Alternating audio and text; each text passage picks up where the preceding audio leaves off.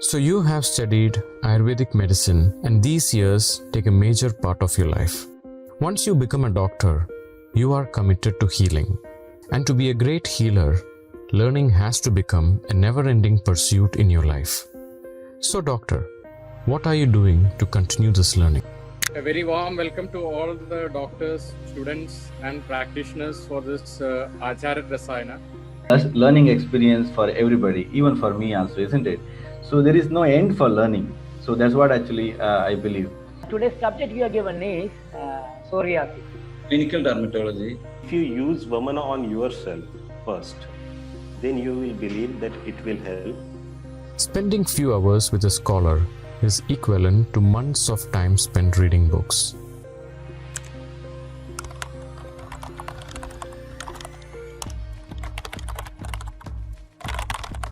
In the name of AACHAARA, we are bringing excellent minds on Ayurveda with rich expertise in clinical practice. The purpose of this initiative is to guide and uplift the confidence and clinical expertise of every Vaidya. There is a saying, if you cannot be a king, the next best thing is to become a healer, because you are changing people's life, and that is the power of a Vaidya. Acharya Rasayanam is an Ayurvedic practitioners only CME program initiated by Sitaram Ayurveda's 100th year celebration through Sitaram Research Foundation. Sitaram started its healing journey in the year of 1921. Being a pioneer in Ayurveda, Sitaram extends the healing powers through a state-of-art GMP certified manufacturing plant, government approved R&D laboratory, super specialty Ayurveda hospital, and an NABH accredited panchakarma retreat. By attending Acharya Rasayanam, you will get the opportunity to get valuable insights on clinical practices, various methods and techniques prevalent in the Ayurvedic medical fraternity from the best scholars.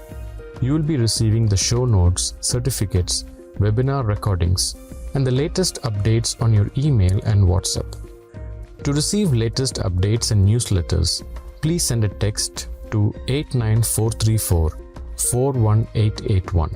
For more details, log on to our website www.sitaramayurveda.com.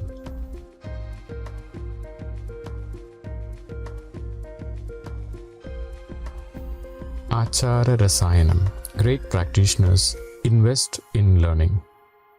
Respected Dr. Ramanathan sir, who is the chairman of this session, our dear friend and the speaker of this session, Dr.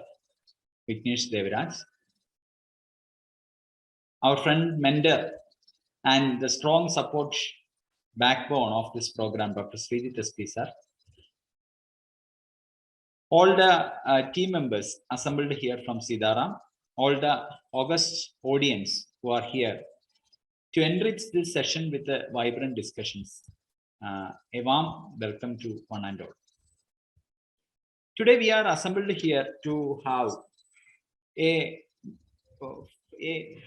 groundbreaking deliberation about a very needed issue which we face today in the current lifestyle, current scenario.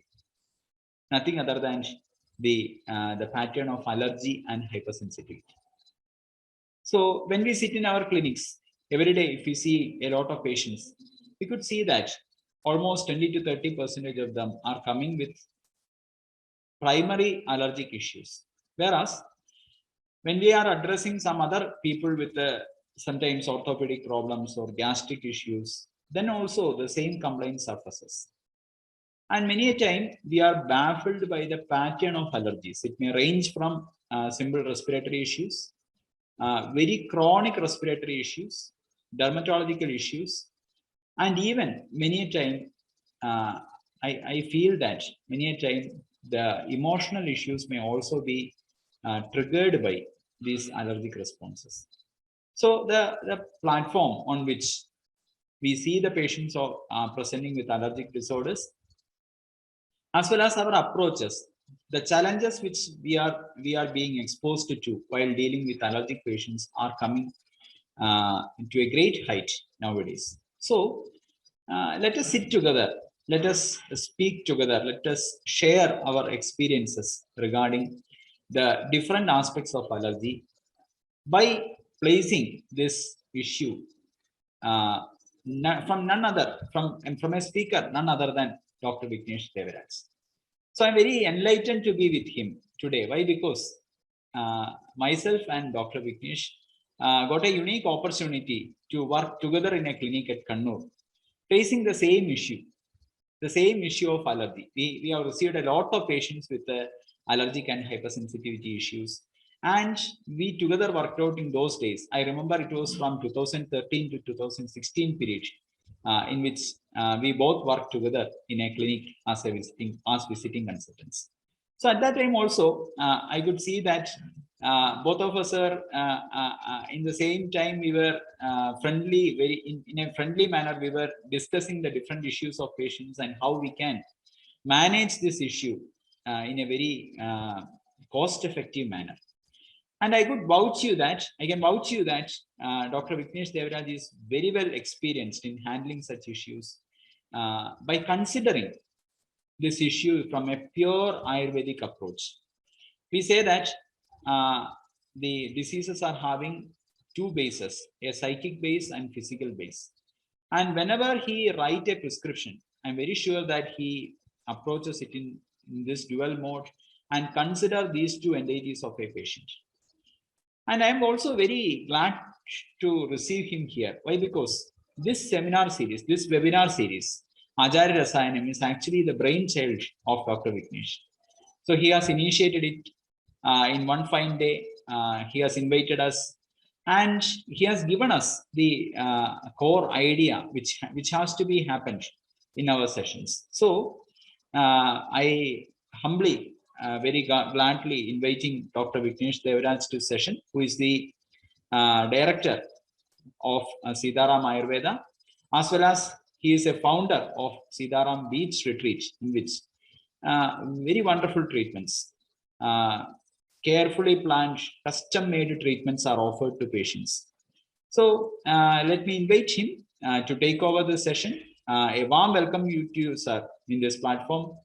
Let us share our experiences. Let us discuss gladly about different aspects of allergy. Sir, please take over. Thank you, Dr. Rahul, for the introduction, and respected Dr. Ramanathan, sir, the chairman of this August session. And thank you, Dr. Srijit, sir, for being present here. And to all the participants who have been part of AACHAARA RASAAYANAM for so long. It's been a wonderful journey, and this journey is going to continue for a very long period. And so today's topic about allergy, there is a lot of aspects. Usually we think allergy means when people come for or read anything about allergy, we want to know, is there any Ottamuli Prayogam or one single herb that can solve this problem? Or is there any particular magic treatment that can solve all these problems? If that is what your expectation, then you will be disappointed in this talk. But it's a multifaceted, a lot of aspects has to come into treating allergy. Now, when an allergy patient is coming, what we have to understand is that patient life is very much in a disoriented manner. And allergy is a symptom of where his life went wrong. It could be his emotional health, it could be his diet, it could be his environment that is there. So a lot has to change. Now, when it comes to holistic, I'll be talking a lot about what I learned from Dr. Srijit SP also, where he talks a lot about the emotional aspect of healing, which I'll be talking, and a lot about Nidana Parivarjanam, understanding the triggers of allergy. And then what aspects of Ayurveda are we going to use here? When you talk to Dr. Vasudevan Nambudiri sir, he'd always say, when it comes to autoimmune disease, we use the concept of Vata Rektam. Vata Rektam is the concept that we are going to integrate into treating autoimmune disease. By the way, autoimmune disease is a concept introduced by the modern medicine. Now, let's take the concept of modern medicine. If somebody is coming with allergy, usually most of the allergy patients who are coming to an Ayurvedic doctor, they will have done a doctor's shopping before coming to an Ayurvedic doctor. That's why we say being an Ayurvedic doctor means we are a doctor for the leftover patients when it comes to allergy and other things.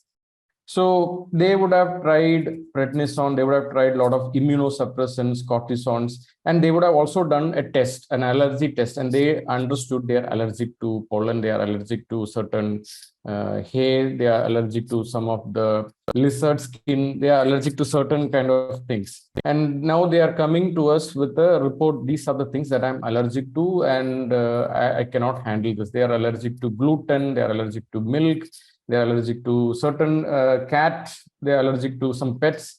So these are the things that we hear from the patients. Now, the problem with modern medicine, even though identifying what is the trigger is fantastic and to giving symptomatic relief is phenomenally great in modern medicine, but we miss one important question when it comes to treating allergy, and that is we can identify what they are allergic to, but we are not able to answer why they are allergic to certain things. That why, that answer is the most important thing in treating an allergy patient.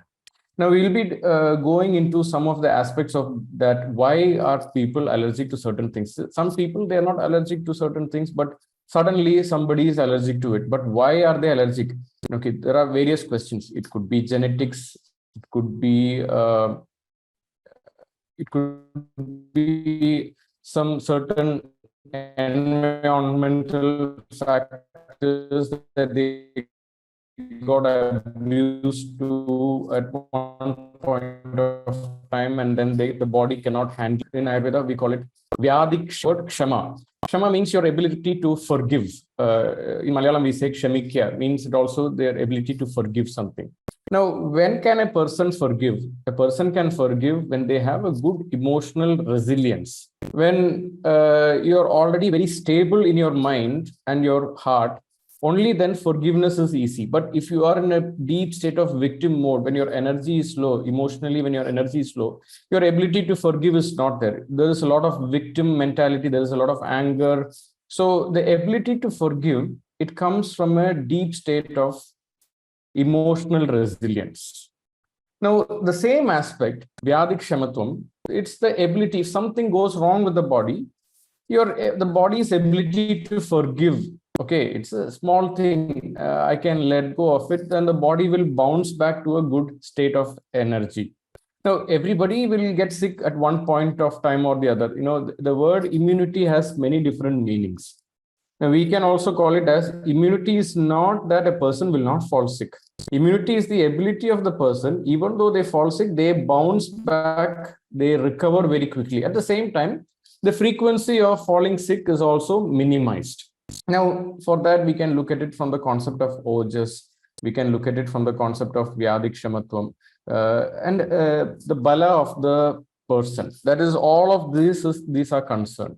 Now, when it comes to allergy, allergy is a state when the Vyadik Shamatvam is very low. There is a hyper reactivity to a thing that is not actually that alarming. So one of the other analogies that I can share here.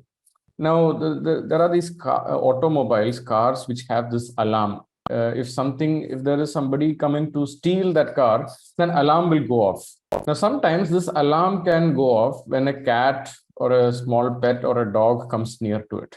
Even though you cannot expect the cat or a dog to steal the car, but the alarm goes off, and the alarm can be so disturbing, it can wake up the whole neighborhood.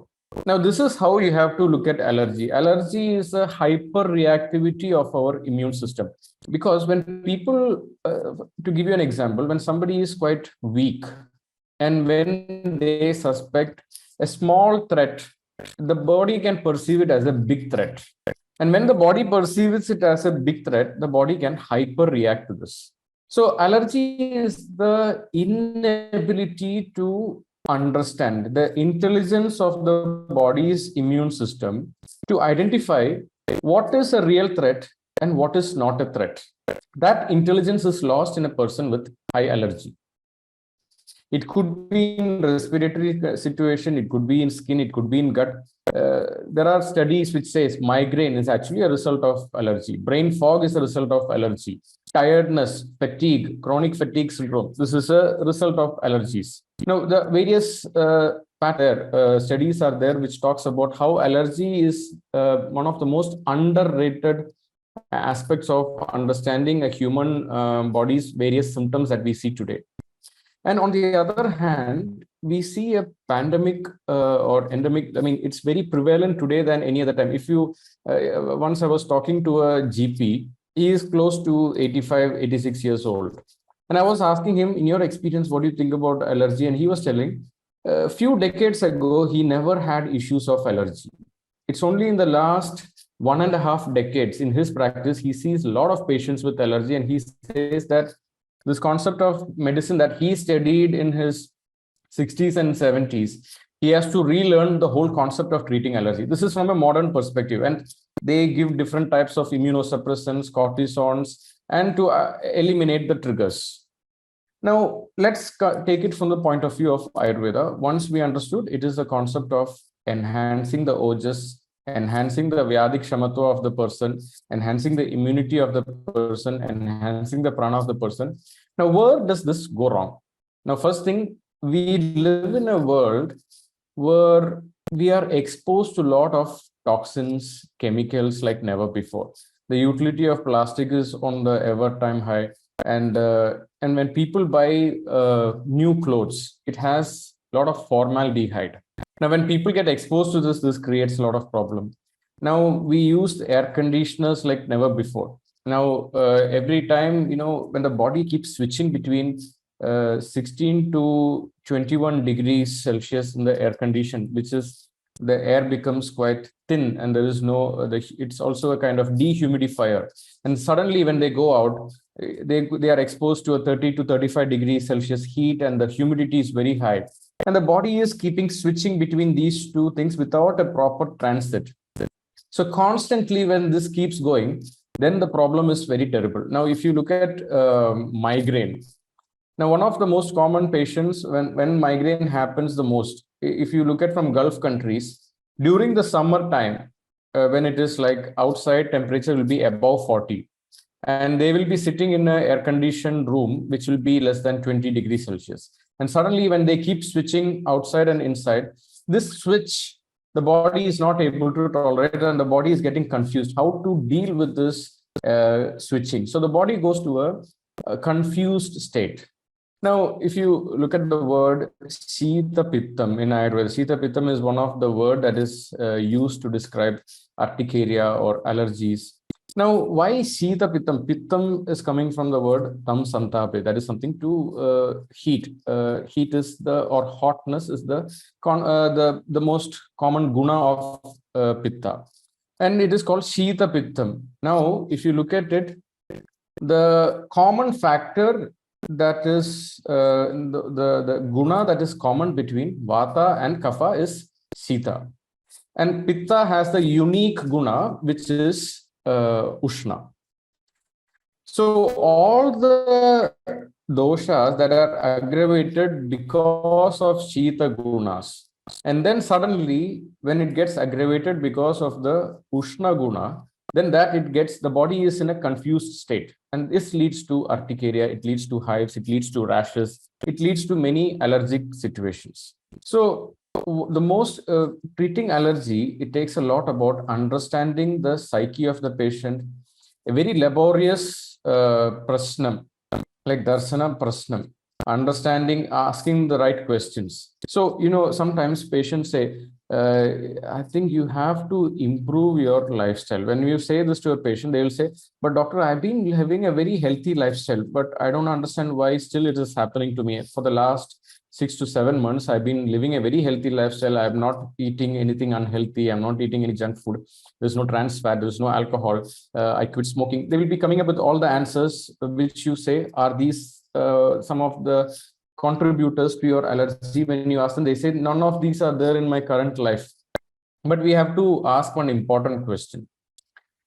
First thing is, when they come and say, sometimes they come with a pre-diagnosis, like they would have gone to a doctor and the doctor would have given them a diagnosis. They are suffering with allergic dermatitis, eczema, or it could be allergic rhinitis. Some diagnosis would have come. always listen to the diagnosis, but it's very important to give them a fresh approach. Ask them, whatever the patient, ask them, please tell me what are your main symptoms. Just tell me what are your main symptoms and what symptoms are bothering you the most right now. Now, sometimes the patient will come and go and take you for a round with all the stories in your life, and then we may not have enough time. So always start them. Imagine there is only one problem that I can solve for you. What will that be? Now they will say, doctor, my nose is very itchy, or when I get exposed to extreme heat, my itchiness starts on my skin, and I have like hives, and this completely, I'm in a panic mode and I can't go out, or if there is an event or a meeting, I cannot go for that, and I have to cover my hand, and then I will have to take a strong allopathic medicine, or avil injections has to be taken. That's the only way I can come out if something can be done.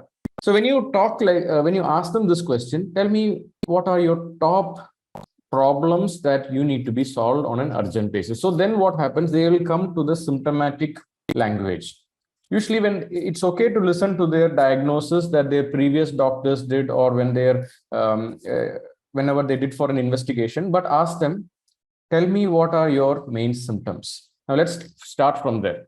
Now once they tell you the symptoms, then we have to ask them, tell me when was the first time you had this symptom. Maybe they would say it started 5 years ago, 6 years ago, or maybe even 10 years ago. Some people will say it's there since my childhood, especially with asthma or bronchitis. They would say it's there since my childhood. Ever since I remember, it has been there from my childhood. And they will be always carrying an inhaler in their arms. It will be there in their pocket. And if they don't have it in their pocket, they don't feel safe at all. Whenever they go along with their mobile phone, they will need to take their inhalers. Otherwise, they feel very afraid, and they feel that their life is very insecure. So asking them when it started, and when you ask them when it started, they will tell you. If it is childhood, then I'll tell you how to deal with that. But let's say it started in their 5 years ago, 6 years ago. Ask them, before it started, what was your lifestyle like?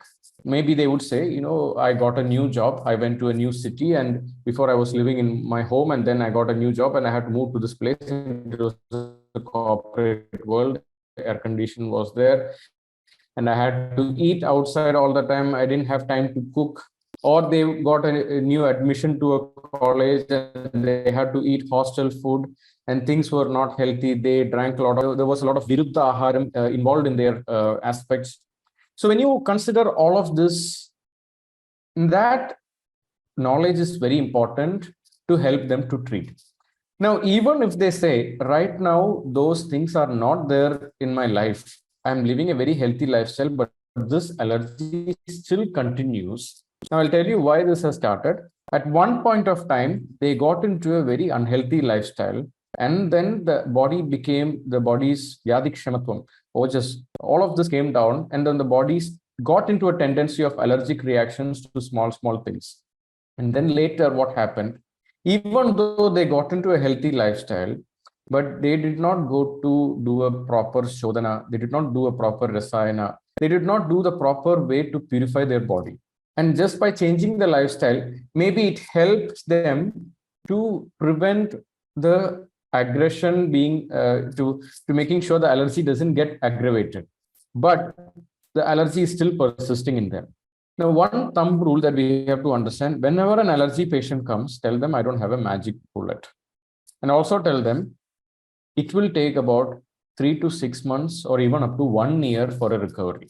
Now, when you say 1 year, it doesn't mean that you're going to bombard them with all the medicines. It's like we are going to be a partner in their life to change their lifestyle, to change their eating habits, to enhance their emotional health, and to overall, in giving them the right medications, maybe doing panchakarma at home, maybe doing panchakarma if you have an IP center. And along with that, tell them, even if you do a panchakarma, it's not that the allergy is gone forever. You'll have to continue a healthy lifestyle. And making them realize allergy is a result of, it's a message from the body, something terribly is going wrong in my lifestyle. It could be with food, it could be with my surrounding. And immediate change is very much required for the body. That is when things will go out of control. Things will come in control. Now, once we ask this question, now we understood that, there have been a very unhealthy lifestyle at one point of time. And then they will tell that I went through these kind of problems and these problems were there. And then I have to take some allopathic medications, or sometimes I do take Ayurvedic medicines and that helped to reduce it. But then there is no way I can get rid of it. Many patients will come, is there a permanent cure for this? Now, this is one question most of the allergy patients will ask, is there a permanent cure for this? Now, when they ask if there is a permanent cure for this, one of the answers I always give them is, it's like telling, do we have a permanent cure for obesity or overweight problems? When people are having overweight issues, maybe they get into a healthy lifestyle, they do yoga, they bring in eating healthy, and then they lose weight. And once they lose weight and they are in their ideal weight, there is no guarantee that the ideal weight will continue for the rest of their life. It can change after some time. So ideal weight is something that you can reach up to, but doesn't guarantee that it's going to last forever. It can change. Same is with allergy. Maybe allergy can, after doing some Ayurvedic treatments, changing the diet, changing the lifestyle, allergy will come down, but that does not guarantee that the lifestyle will be, the allergy will not come back. And if they go back to their old unhealthy lifestyle, allergy will come back. So this is the answer we have to give them if there is a permanent cure for this. There is no permanent cure for allergy, but however, there is a way to change their lifestyle, and keeping up with that healthy lifestyle is the way to change that. Now we will go into understanding the root cause. When we say root cause, there is a difference between nimitta karanam and the real karana. Nimitta karanam is the triggers. Now, usually we misunderstand trigger to be the cause. That is a big problem today. A trigger is only happening because something is wrong in the underlying functioning of the body. Maybe the Agni is very bad. Maybe the Vata has gone high in that person's life. Maybe the sleep routine is highly deranged in that person's lifestyle. So we have to ask them, how is your sleep? Are you happy with your sleep? What time do you go to sleep? And the time that that person goes to sleep, and I see that a lot of people are typing their email. Please don't send the emails. Everybody, this email here, it's actually disturbing to many of the participants. I would highly appreciate if you can stop sending the email. There's no point. It's a waste of time to send the emails here. Now asking them what time they go to sleep, what time do they get up, and what time do they eat their food, and what is the type of food that they eat. Do they eat outside food or do they cook their own food? And what is their lifestyle? What is their working environment is like? Are they sitting in the air-conditioned room, or are they being exposed to a lot of pollution? And what city they live in? And asking one important question.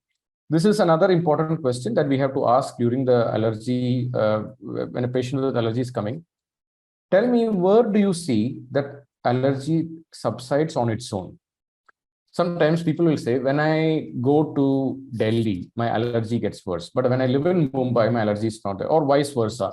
When I go, if they have any respiratory issues or sinus issues or nasal problems or allergic rhinitis, they say, when I go to Mumbai, my allergy gets worse. But when I'm in Delhi, my problem is not there. So understanding the nature of pollution in the city that they come from, this is also very important for us. So if they live in Mumbai, the humidity is very high. But when it comes to Delhi, the humidity is very low. So the Desha Kalam, this is very important. So if sometimes patients come with the problem of pollen allergy. Pollen allergy, usually it happens, especially if they are expats, they are living abroad, living in United States or Europe, and they would have migrated from India. This problem would come during the month of April and May. Now, if you look at it, for Europeans, December, January, February is like peak winter. And from March onwards, the winter will subside and slowly the heat will start coming. And that is when the pollen problems happen.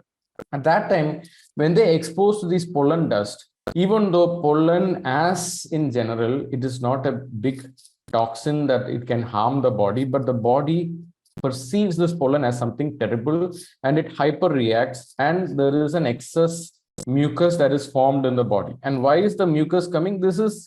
Mucus is like we call it, it is the unhealthy kapha, imbalanced kapha.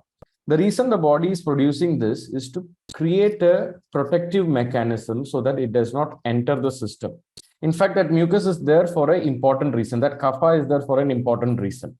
Now, why is this coming during the April-May season? So we have to understand, for that particular person, the treatment has to happen during the month of January and February. So at that point of time, if they can do a proper Shodhana karma, then they will say, I still have patients. Whenever they complain, they are having allergic problems towards the pollen and the hay during the month of April, May.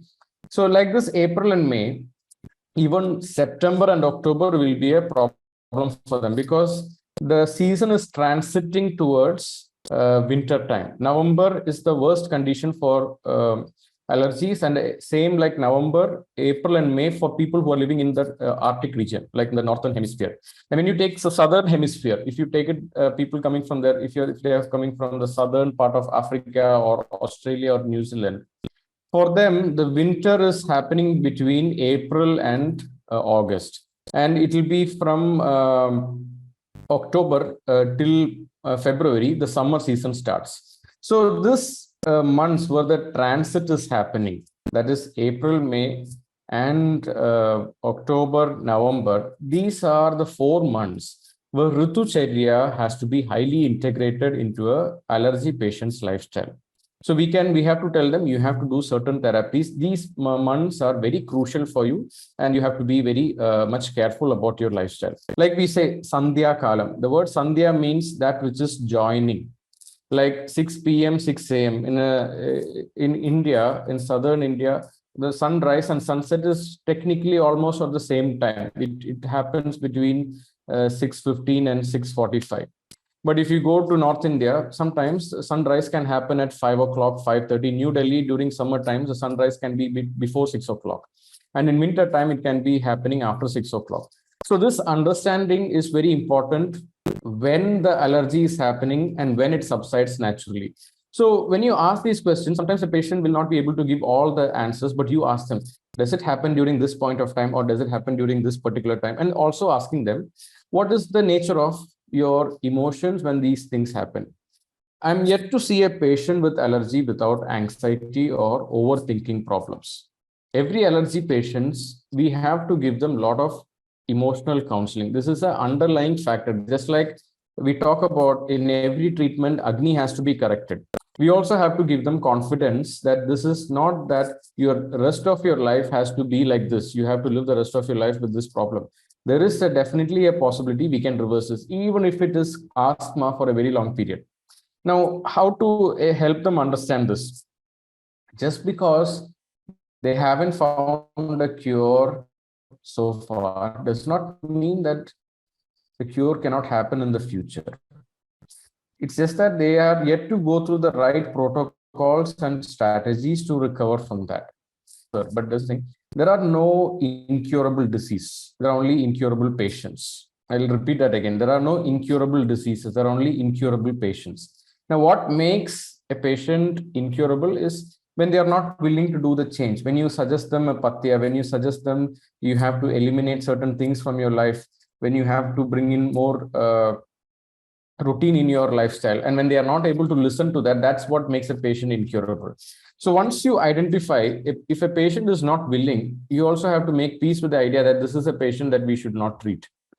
So when you treat the wrong patient, like we have in Pada Chadushtaya, making a patient follow your protocol, your ability to convince that patient to follow your protocol is as important as your gift and ability to diagnose the disease and to prescribe the right medication. When it comes to allergy, medications will solve only 30% of the problem. Another 50% is the diet and lifestyle. Another 30% is the mental confidence of the patient, how to deal with that. So all this put together, that is how we are able to help them to come out of allergies. Now, I'll just show you a slide of a patient. Now, this is a patient who is in his 21-year-old.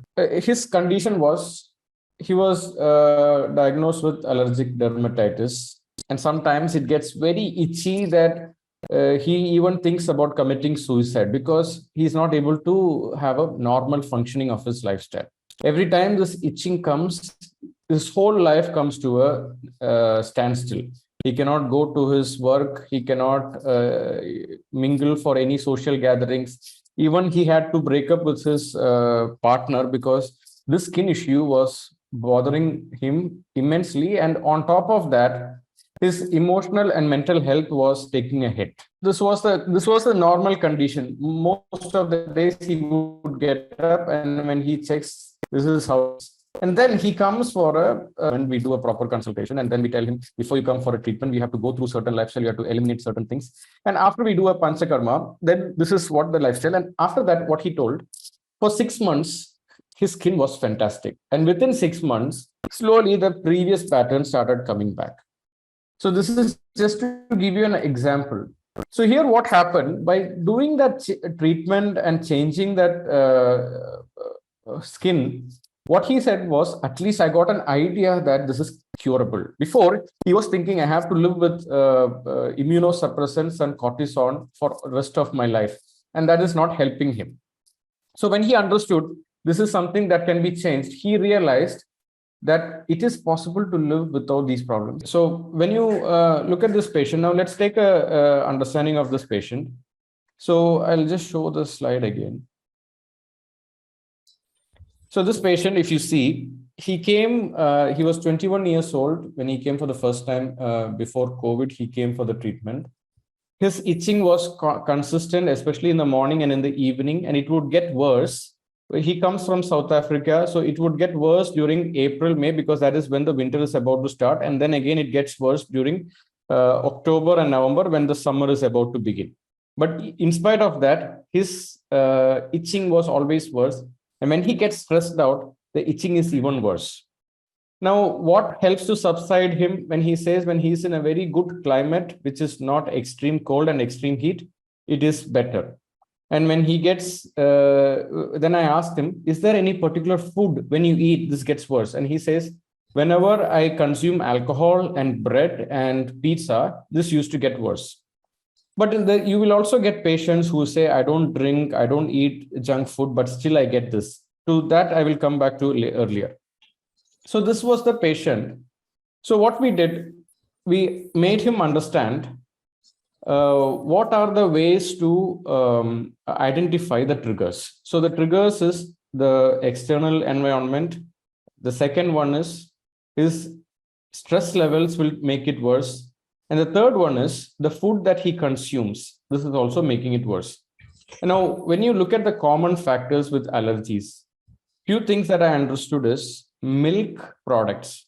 When we say milk products, I'm not just talking about milk. It could be cheese, it could be butter, it could be a lot of lactose involved products. And then if they use trans fats like most of the junk food which are fried, and then gluten is also something that which is heavy for the body to digest. Now in India, gluten comes in different types of parathas. Wheat is also one of them, and then definitely a lot of sugar. And if they are into alcohol, then that also has to go out. Now when you tell them these are the things that you have to eliminate, sometimes patients who are addicted to these, it could be sugar, it could be bread, it could be, especially if somebody is coming from Europe, telling them you have to stop bread, it will be a very difficult problem for them. And if they are coming from North India, you have to stop wheat. This can be a problem for them. So what we have to tell them is, please, can we do an experiment for the next 1 month, just 4 weeks? Let us try to give it a break and see how the body is responding. Now, these words are important. We have to tell them, can we give the body a break from these ingredients for some time? Maybe give up alcohol for 1 month and let's see how it, even though your intention is to make that person completely give it up. But suddenly if you tell them you have to give it up, then the patient will start panicking. Oh my God, how am I going to live without this? So what you tell them, let's give it a time for 4 weeks that you don't take any gluten, you don't take any milk products. And parallelly, you follow the prescription, follow the medications that I'm giving you and some certain protocols that you have to follow. And then you ask them to keep a food journal. Food journal is, they have to write down what they eat, at what time they eat, and also how they feel in the body. Now, why we tell them to make a journal, it is to, especially I do this for patients when we do an online consultations, when they are not in an IP. The benefit of having an IP patient is that patient is completely under your control. But when it is an OP patient, we don't have a control what is happening in the surrounding of that patient. So we have to artificially create a controlling factor into his brain that you have to take care of yourself. So one thing is, before you come to me, please come to me only if you're going to follow these protocols. Please write down or note down every food that you're taking and take a photo of this, and then so that you can see a correlation. Now, what happens is patients are not able to connect the dots well. Now, for example, if let's say somebody consumes alcohol, in order for the body to show the worst effects of the alcohol, it might take 2 or 3 days for the body. So if they eat a lot of junk food, it's not necessary that the body will immediately have the allergic reactions. In some cases, if they eat certain kind of nuts, hazelnuts or groundnut or certain kind of nuts, immediately the allergic reaction can show up immediately. But in some people, let's say they eat something that is triggering their allergy, it will, after they have that particular meal or particular food, it will start showing up in the body only after 2 or 3 days. Now, our brain has a distortion because we always like to connect things that are immediate. But when you tell them you have to note down and write down what they are going through, what happens is they are able to connect the dots. Oh, I had this 3 days before, now I'm having this. So then what is happening? They're able to connect the dots well. So slowly you're able to help them to understand. So this is the food that is actually creating. So usually when they tell them, doctor, I eat paratha, but nothing happens to me. I drink milk, nothing happens to me. When they drink, it doesn't happen, but afterwards it can happen. So giving them, a period for completely eliminating. So I always tell them 4 weeks is the minimum time you have to eliminate these things. So let's just take an understanding whenever it comes to whatever kind of allergy it could be. It could be a respiratory allergic condition. It could be asthma. It could be allergic rhinitis. It could be bronchitis. It could be, nasal polyp, sinusitis, migraine. In all these conditions, so I keep a protocol: gluten, milk products, excess sugary rich beverages, and sugar rich food. This also includes alcohol because alcohol has a lot of sugar. And on top of that, if they are surrounded with air-conditioned room, if they are living in an air-conditioned room for work and then suddenly they go out of I tell them, bring down the AC temperature. Don't make it less than 23 degrees. Keep it between 24 and 27. And I also tell them, if they are living in a home where they constantly use AC, service the air-conditioned duct, so that sometimes there could be a lot of fungus that is stuck inside the AC, and that could be exposed, and then the body is used to inhaling these substances. So eliminating these 5 things, which is milk, gluten, sugar-rich products, and then alcohol is a must. And then the 5th one is, if they are surrounded with air-conditioned rooms, which is like a dehumidifier, ask them to raise the temperature. Don't make it super cold. At the same time, service the air condition. This is the 5 basic protocols. Irrespective of the situation, we just tell them, can you handle this for 4 weeks? And then we will have a follow-up for that. Now, some people say the patient is not obedient, they are not listening. Usually, most of the allergy patients, they are coming as a last straw hope. They tried everything and they are willing to do most of the things. And that is how an allergy patient is coming. So if you really tell them convincingly, let's give it a try and this can change, and then they will be willing to change that. Now, let's understand the concept of AMA. Like, when you listen to Dr. Sahadev, and he always says, whenever you see pain, there is always AMA. You cannot, there is no shadow without light being blocked. Same way, whenever you see pain, there is always AMA. The same goes to allergies. Whenever you see, now if you take it from the concept of gunas, which Dr. Mahadevan sir always say, always look at everything from the lens of gunas. Now here we have to look at the concept of pichilatvam. Pichilatvam is something that there is an element of snigdhatvam, but it is also very sticky in nature. Now, what are the sticky food? Gluten is very sticky in nature. Milk is very sticky in nature. But by the way, there are studies which says A2 milk doesn't give so much of problem like the A1 milk. Now, if you look at some of the previous episodes of Ayurveda Rasayanam, they discuss about that. So if they're taking milk, I would recommend ask them to go for almond milk or goat's milk or be without milk for some days. And they would say after they gave up milk, now suddenly the respiratory issues or the allergy tendencies have completely come to a minimal level. But that doesn't mean we can eliminate them completely. Elimination comes when we have to do a proper Shodhana Kriya.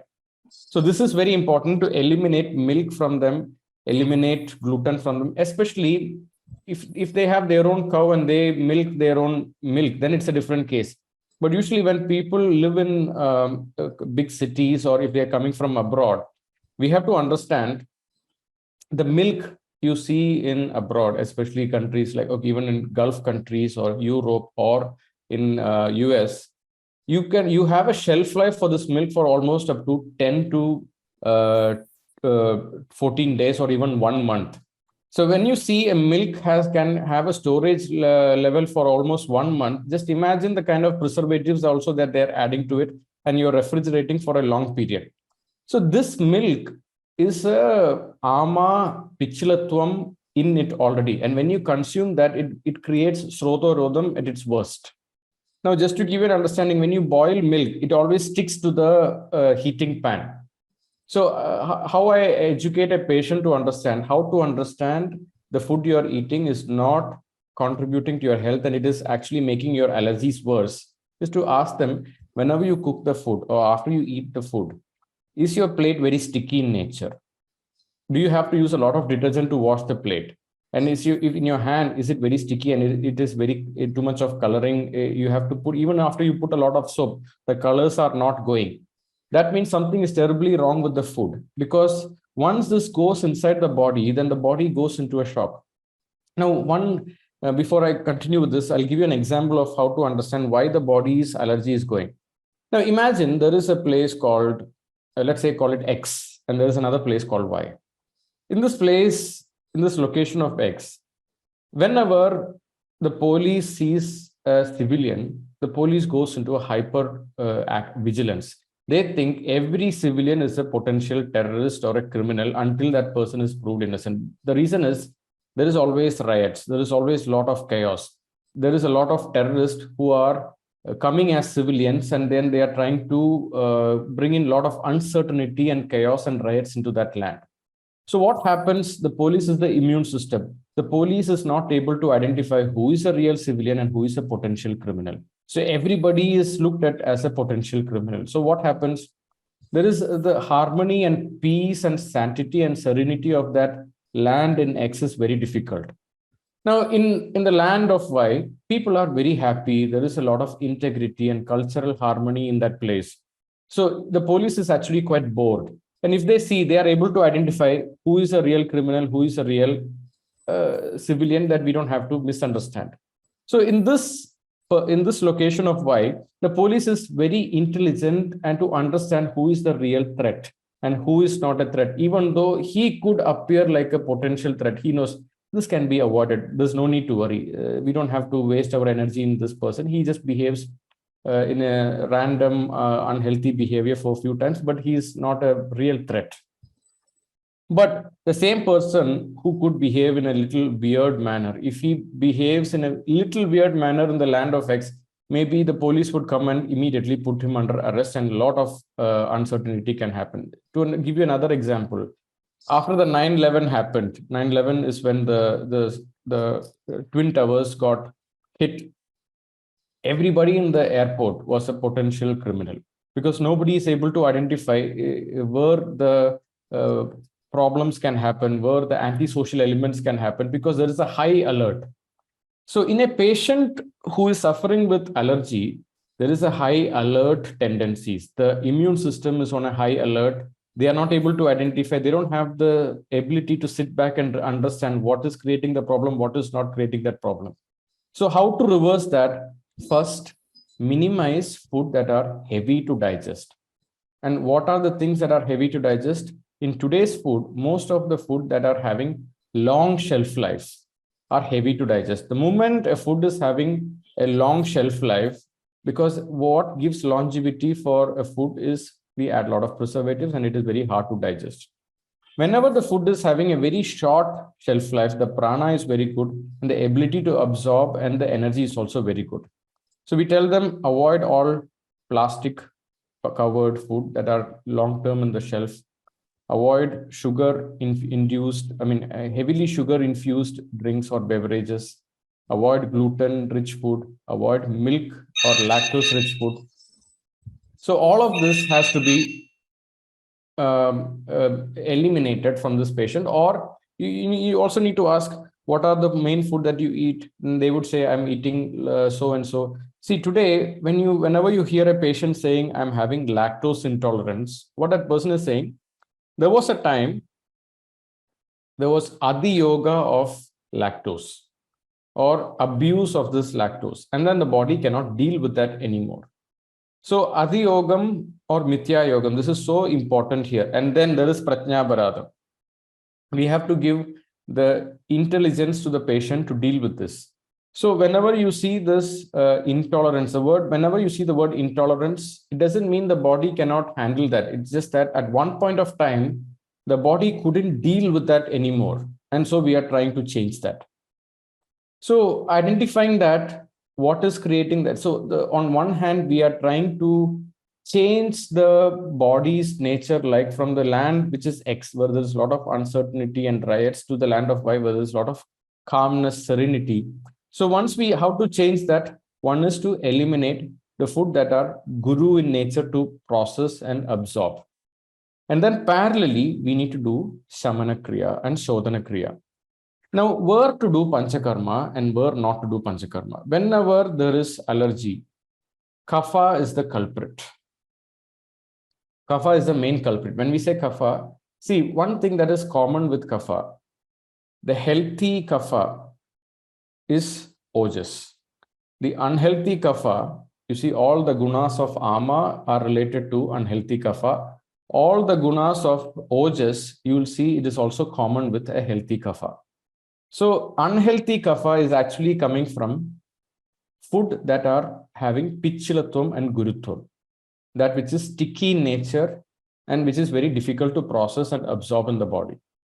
So how to eliminate that? In some conditions, for kapha, we know that vamana is the best therapy. In some people, we do mridu vamanam. Some people, we do proper vamanam. You give the sneha panam and do a proper vamanam. So in this patient that I showed you in the slides, who had this allergic dermatitis, and sometimes it can be misdiagnosed as eczema also. One thing that we understood, he had a very unhealthy eating disorder, and on top of that, anxiety. And at night, when I ask him, how is it about sleeping? Do you have blocked nose? Do you have chest congestion? He says there are times when his nose is blocked. So for this patient, let's say he's coming for a 2 to 3 week panchakarma stay. We immediately, within the first 3 to 4 days, if the patient is mentally strong to do a vamanam, usually whenever you ask, we will have to do a vamana therapy, the patient will say, oh doctor, I don't like vamanam. And first of all, nobody likes to do vamanam because it is not an easy procedure. Now, among all the 5 procedures of panchakarma, nasyam and viresanam are the most used therapy. Unfortunately, in today's condition, vamanam is what we need the most, especially treating with allergies. It could be a skin disorder. It could be an allergic dermatitis. It could be eczema. It could be a respiratory illness. Vamanam is a underlying therapy that we have to bring into our patients. Now, the most important thing, as long as you know that this patient is arham and not anarham. Now, how to identify anarham for vamana? First thing, if the patient is mentally weak, then we cannot do that. And if the patient is having a problem with the heart disease, or if they have a bypass surgery, or if they had any congenital heart issues, then we avoid it. In some cases, what we do an ECG, and I send it to one of my friend, Dr. Shankar Narayan, and he checks the ECG and tell me, okay, this is good to go. There's nothing to worry. And you also ask them, is the BP fluctuating? Is the heart rate fluctuating? If none of these is there, then we can proceed with the vamanam. So some patients, they say, is it okay for me to do Vamanam? How does it feel like doing it? And we tell them, you have to get up at 6 o'clock in the morning. The previous day, we give them a lot of kapha utklishta aharam. And then the next day morning, we give them yashti madhu fandam. And if the patient says, I am lactose intolerant, so some questions happen. Can we give Kshira for a patient who is lactose intolerant for Vamana? In my experience, we give Kshira, especially if the patient is lactose intolerant, because the purpose of giving milk, it is not to digest, it is to actually go and irritate. And also, because when we do the Vamanam, the gut lining becomes very thin. In order to prevent the Rukshavastha, the milk has the Snigdha Guna that is helping them not to induce a lot of Rukshatva.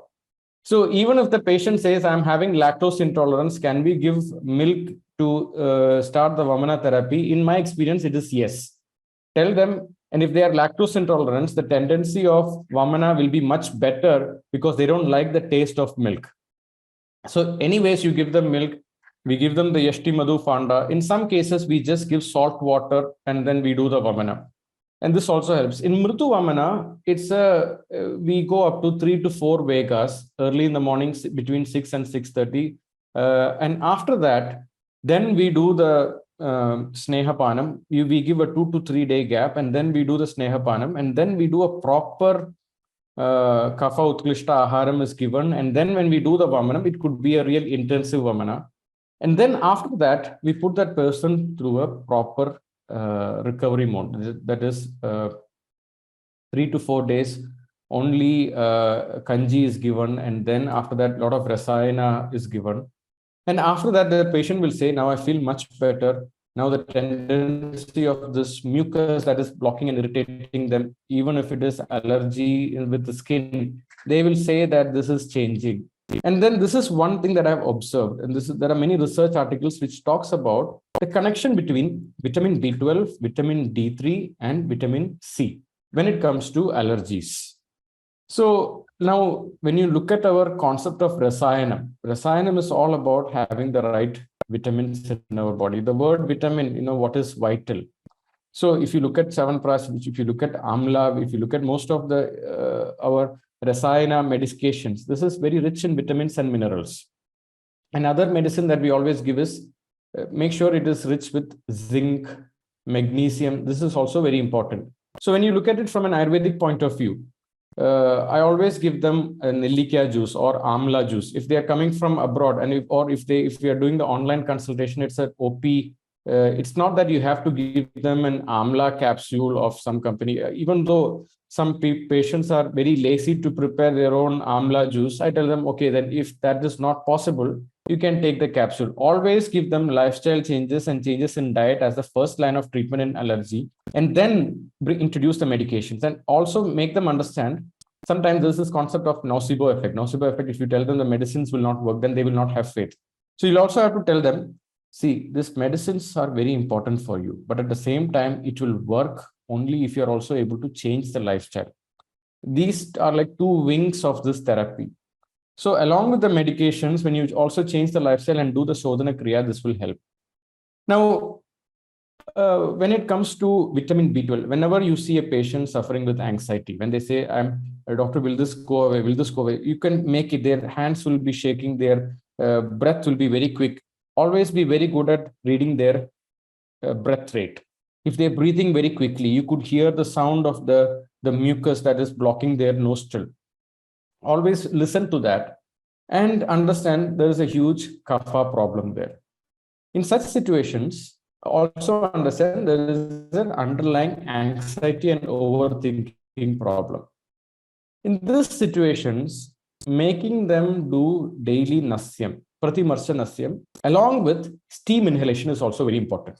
So usually after you do a proper mridu vamana, if it's an OP patient, if you have the ability to do a mridu vamanam, this will be fantastic. Otherwise, you do a proper snehapanam and then you do a proper vamana. And after that, tell the patient, nasyam it's just like you brush your teeth, take shower, clean yourself. Nasyam has to become a daily ritual in your part. And then you also integrate pranayama into their lifestyle. It could be the alternate nostril breathing, Nadi Shodhan pranayama. It could be Bastrika. And tell them pranayama has to become a daily exercise, just like you take shower and brush your teeth. Pranayama and Nasyam has to integrate into your lifestyle. There is no escape from this. And another thing that I tell them, always tell them to use Rasnadi Churnam into the crown chakra region. This also helps a big deal in minimizing some of the allergic problems. Sometimes what happens, especially in countries where they use air condition and they go outside, it's very hot, or in countries where it is very cold, internally they use a lot of heater, and the moment they step out, it could be a sub-zero climate. In these countries, when the temperature keeps switching, then the body could go through a shock. The body is not able to understand why this switch is happening. So the body becomes like, just like the police behaving in a city where there is a lot of riots. It is not able to have the intelligence to understand. In such places, tell them to use Rasnadi Churnam as a mandatory protocol. So soon after Nasyam, even if they take head shower, make sure they dry their hair very well. And if they use oil, ask them to not put so much oil so that the scalp is also having too much of oil, but just use the oil to help them to comb the hair or to make it look a little shiny. Tell them to minimize the use of oil, and at the same time, using the Rasnadi Churnam will have a big role in this. Now, this is the protocol. So one is identify their triggers. Second, do the Shodhana Kriya. When it comes to respiratory illness, when it comes to whatever is the allergy, kapha is a big culprit there. So eliminating kapha, one is Nasyam, one is Vamana. And one is eliminating the food that are creating kapha utkleshanam. This includes gluten, this includes milk, this includes sugar-rich food, this includes sweet, pastries, desserts, and also alcohol. And then parallelly, if they are using air condition, tell them to change that and get used to. Now, sometimes patient will come and tell me, doctor, I cannot be without AC. My body cannot handle too much of heat. So I need AC. So what you tell them, start, if they are coming from a big cities, tell them to go to steam bath, or Svedana is a very important part. Usually when the body gets used to Svedana, it could be a steam box in an Ayurvedic center, or if you have if they are coming as an IP, fantastic, make them undergo Svedana Kriya. Otherwise, what we do is ask them to go to a center where they will have this dry saunas or even steam bath. So when they go to a sauna, what happens? Their lymphatic system will get activated. See, skin is the largest organ in our body. And whenever there is ama that gets lodged in the bloodstream, always the skin allergies that you see, there is a block, there is a srodhorodham. Going to a Svedana, it is actually to open up the srodhorodham.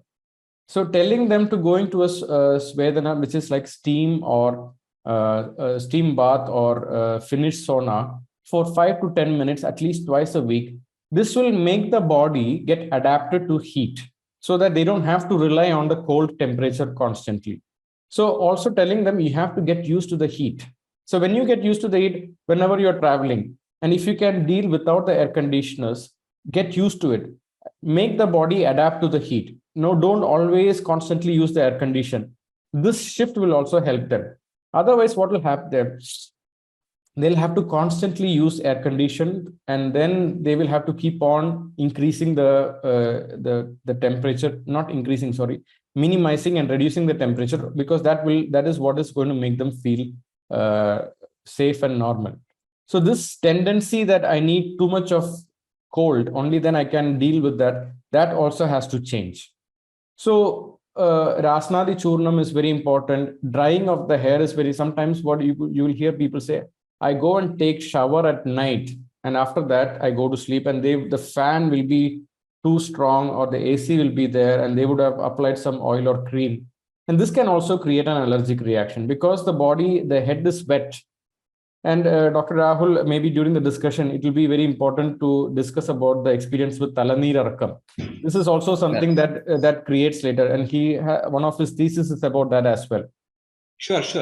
So we will discuss about that. So exposing to cold wind after taking head shower, this also has to stop. So make sure that they dry their head. Always ask them whenever they come with this allergic rhinitis problems, do you take shower at night? And after that, do you wet your hair? I mean, do you dry your hair soon? So always tell them, please, you have to dry your hair immediately and avoid taking head showers at night. Instead, take head showers in the morning time. So this will also help to change, because in the evening, kapha, tendency of the kapha to go up is very high. So taking head showers at night can vitiate the kapha. So this is why important to tell them to take head showers only in the morning, but not at night. In the evening, tell them you can take shower from the neck onwards and just wash your face, but don't put water on your head. But this is not like the rest of their life, they have to be like that. After certain time, things can change. Now, the medications that we have to give here. Now, if it is for OP based, like if you take the medicine Haridra Kandam, it is mentioned in Sita Pittam in Vaishajarathramali. Now it talks about Kandunam Param Aushadam. That is the Falasruddhi mentioned in Haridra Kandam. Now, if you take about the main ingredients, Haridra is there, Trivrit is there. Now, many of the ingredients mentioned in Haridra Kandam, on one hand, it is Kaphaharam, Rekta Prasadanam, and it is Krimiharam. Now, these are the three protocols that you will, I mean, these are the three gunas of the medications that are mentioned in Haridra Kandam. And if you see what is the first line of treatment in modern medicine, they give a lot of antihistamines. And Haridra is a fantastic natural way to deal with improving your ability to deal with allergic reactions. So this way, in Sitaram, we have modified this Haridra Kandam into Alarkand. Now, Rahul, if you can show that medicine. Now, the difference is, in Haridra Kandam, we are using Loha Basmam, whereas in Alarkand, instead of Loha Basmam, we are using Annabedi Sinduram. So the difference between Loha Basmam and Annabedi Sinduram, it's a little more Legutvam compared to Loha Basmam. And along with that, we are adding Gokshuram also. And one thing that you will see with people with allergies, they have a puffiness, a lot of puffiness, and kapha is blocked. So a little bit of Mutrala Gunam. And Kasisa Basmam, it's slightly Legu compared to Loha Basmam. This makes the absorption slightly easier.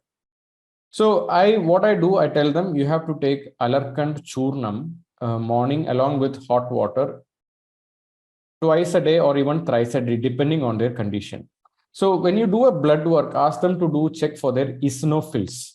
Now, when it comes to Alarkand, when somebody is coming with high levels of eosinophilia, along with the patyam that we tell them, parallelly giving them Haridra Kandam or Alarkand. Why I prefer Alarkand? It's just that the combination is much more easier for the body to absorb.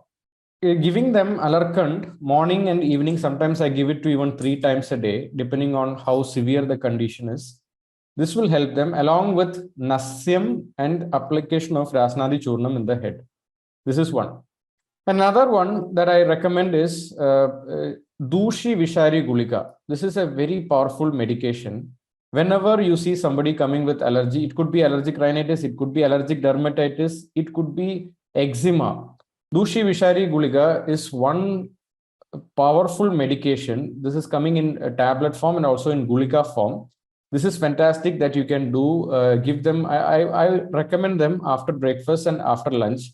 And some people, I don't recommend them post dinner because it gives them kind of not a good feeling, especially after dinner, because the best time to give Dushi Vishari Gulika, in my experience, has been post breakfast and post lunch time.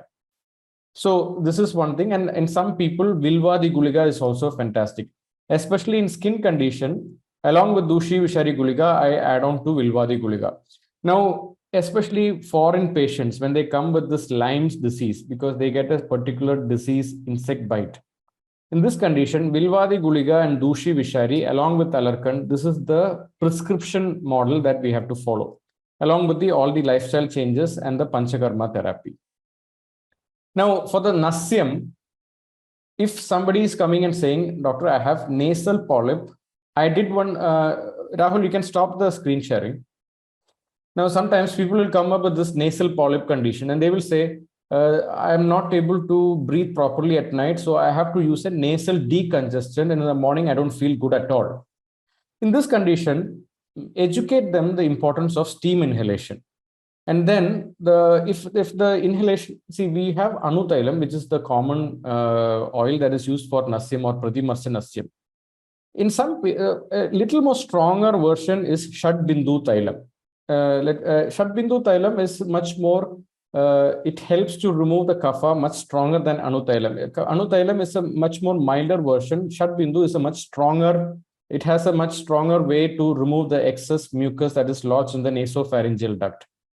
And parallelly, there is one more thing that I always recommend, doing a gargling. You could use Arimedadi Tailam or just salt water or adding a pinch of Triphala.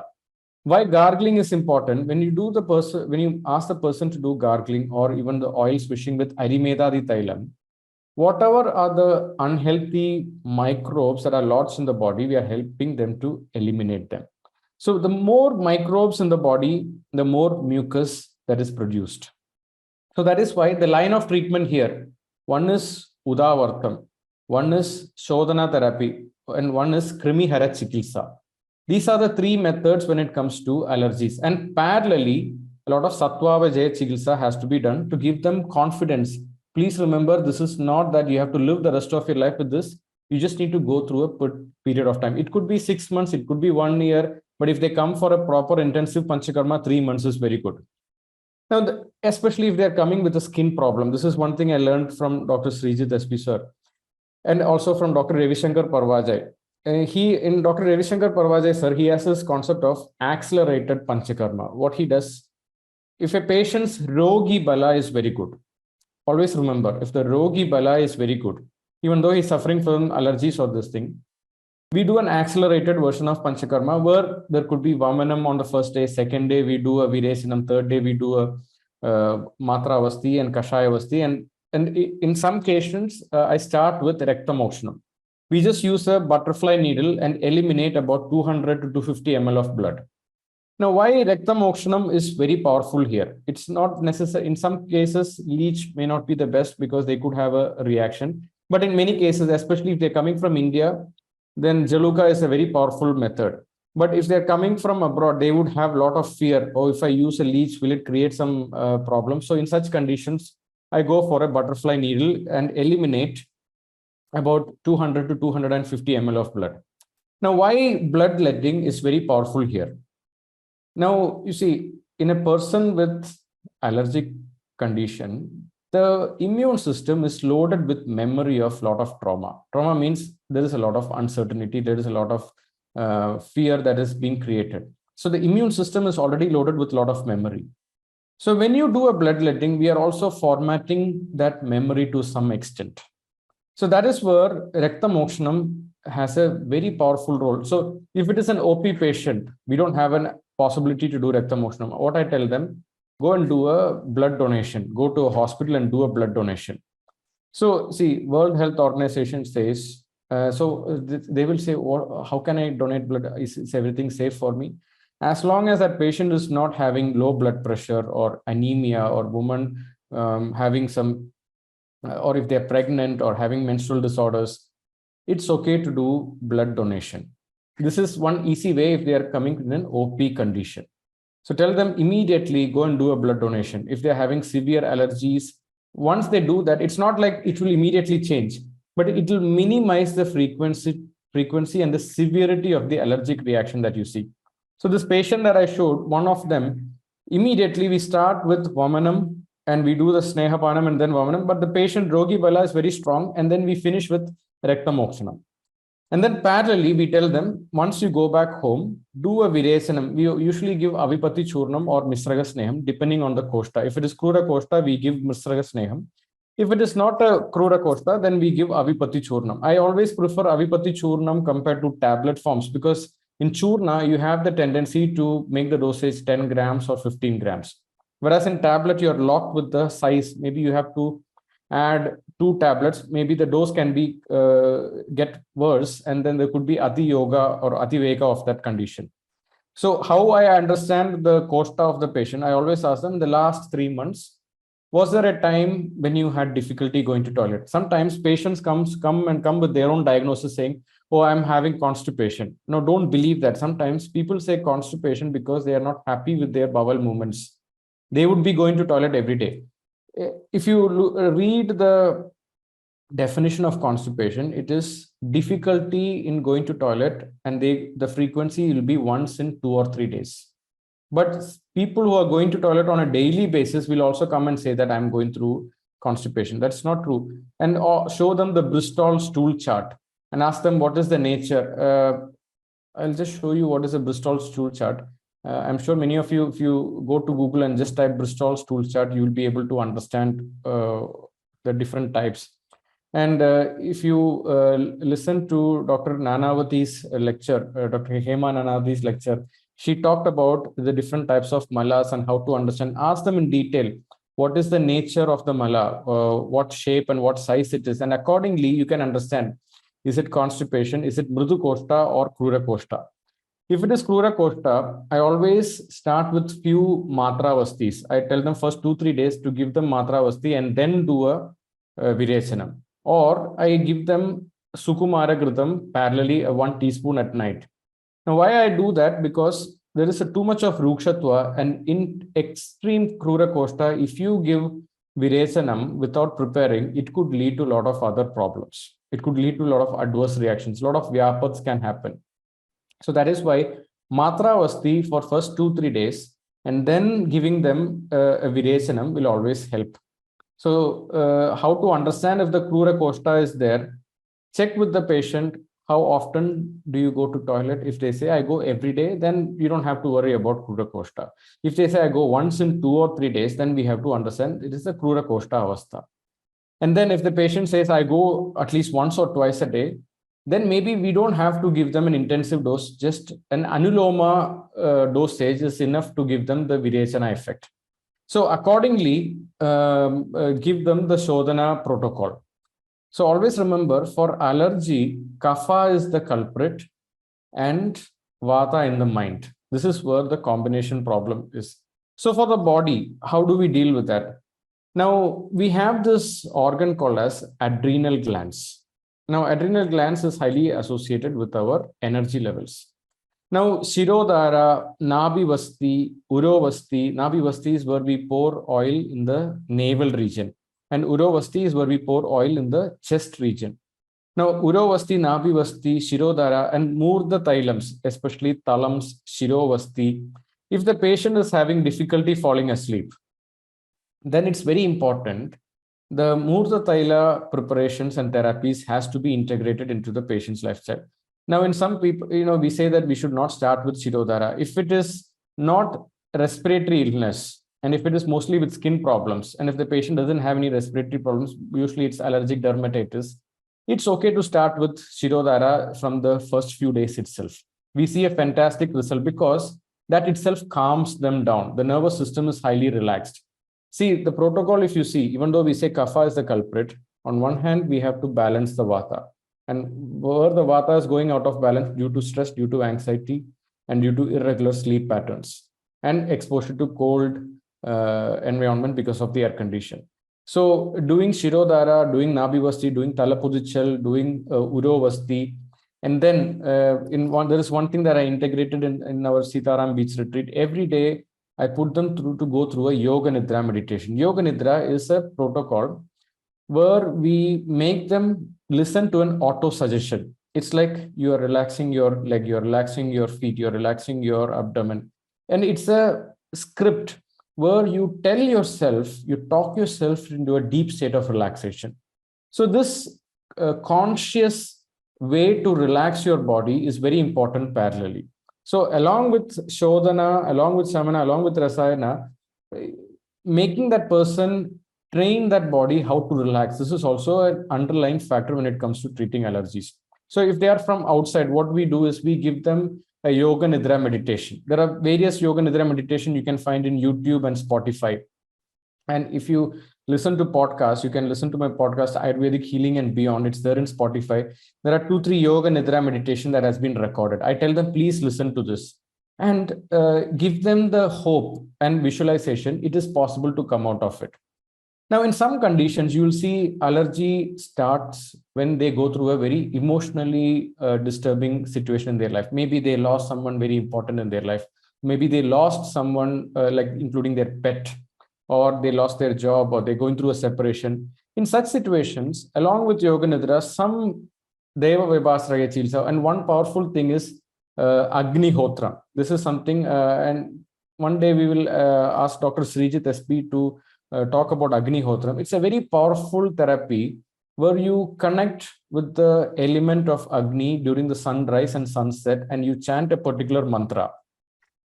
And this is during the Sandhya Kalam, the sunrise and sunset time. And if you look at all the 5 Mahabhutas, like we have Prithvi, Ap, Tejo, Vayu, Akash, among all the 5 bhutas, there's only one bhuta that cannot be polluted. You can pollute water, you can pollute earth, you can pollute Akasha, you can pollute the space, but you cannot pollute Agni. Agni itself is it cannot be polluted at all. And when you connect with that energy, it's also giving you a sense of confidence, sense of clarity. It purifies your aura.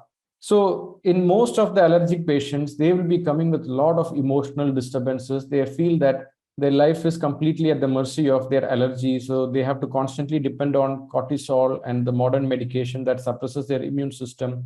They're suffering with sedative drugs that will keep them tired all the time. So parallelly, along with changing their lifestyle, integrating therapies like Yoga Nidra, Agni Hotra, this is also a part of the protocol that we have to make them do that.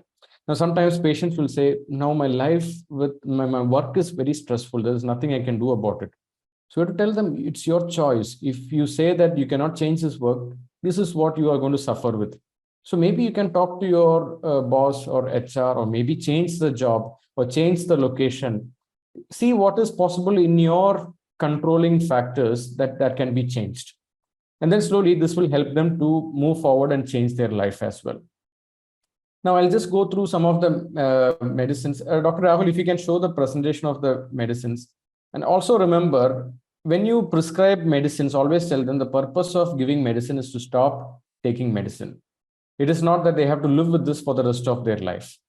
And medication is only 20 to 30% of treating allergies. It's lifestyle, it's emotional health, it's spiritual health. And overall, we are giving them the confidence, like the smriti, the dhriti and atmadi vijnanam. This is very important in giving to the patient. Now, Rahul, after you continue, then we can continue the Q&A here.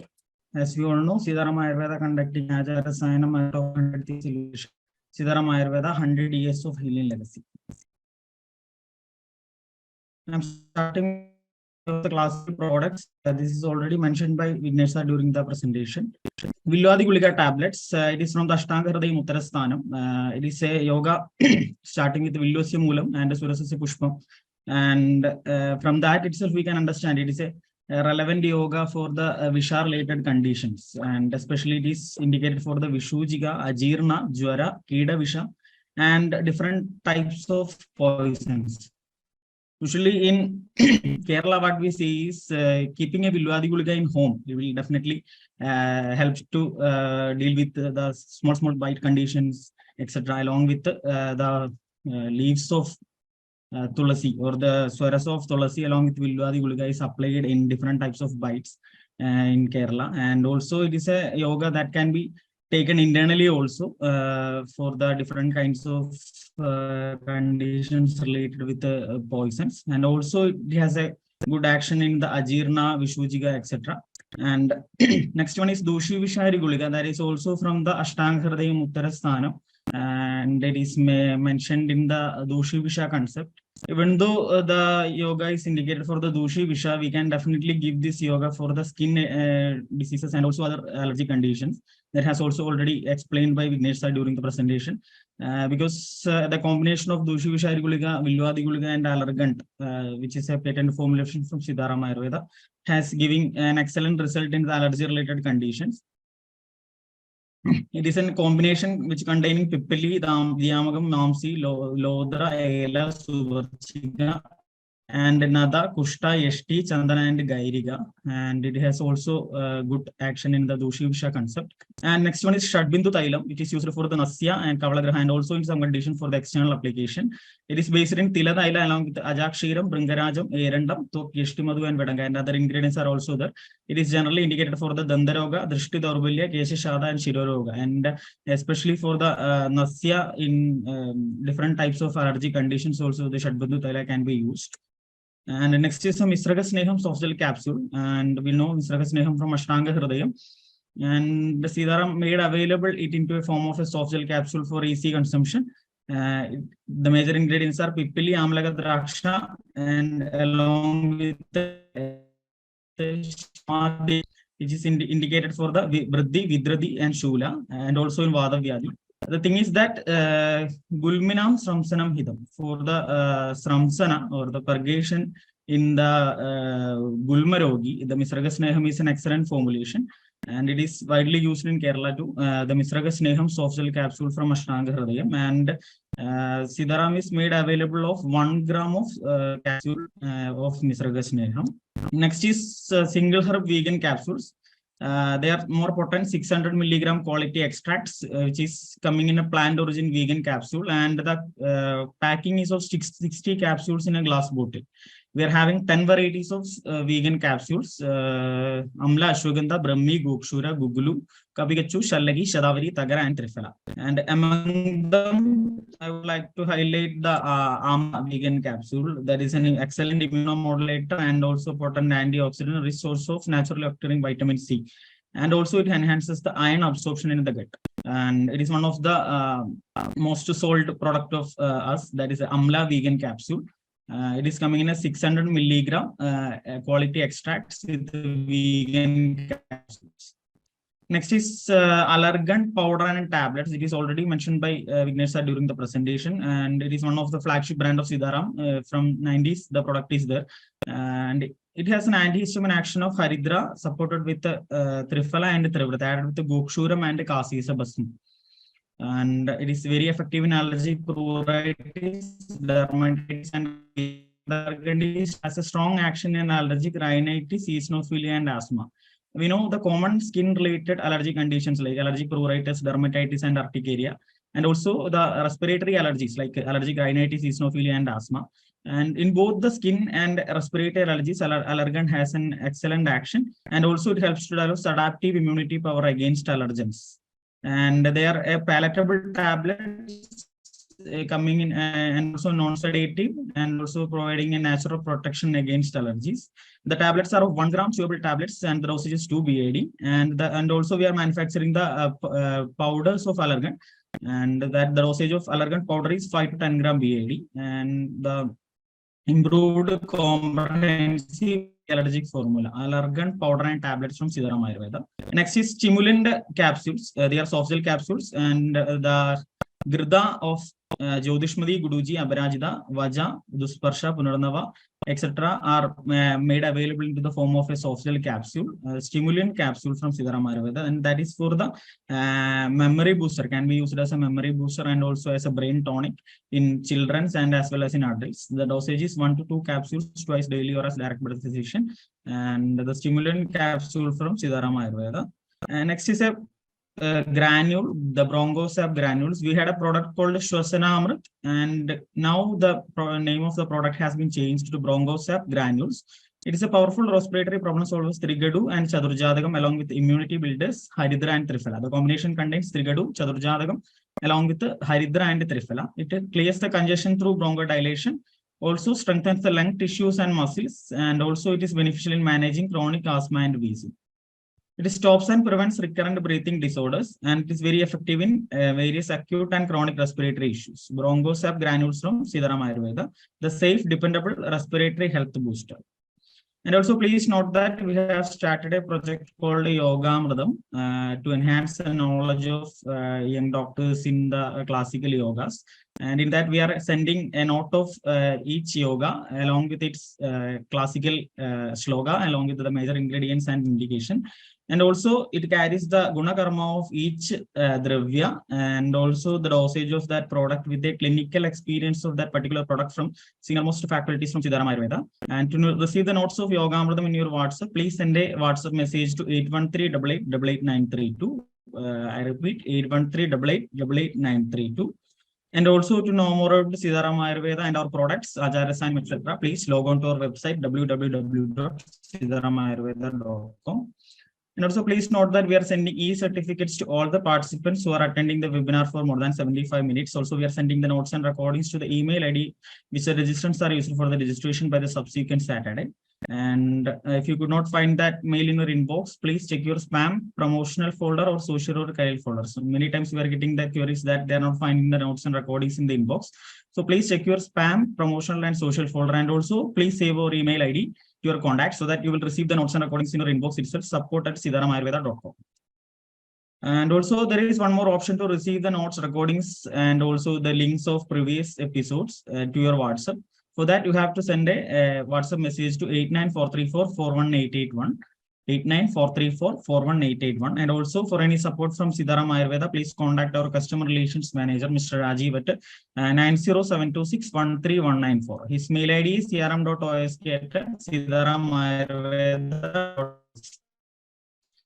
And thank you. That is the end of my presentation. Over to Rahul sir for continuing the session. Thank you all. Thank you, Dr. Rahul, for this wonderful highlighting of different drugs which are used, which can be potentially useful in allergic disorders. So, Dr. Vignesh, what's next? Are you continuing with this? With your just few things that I would like to show. Yeah.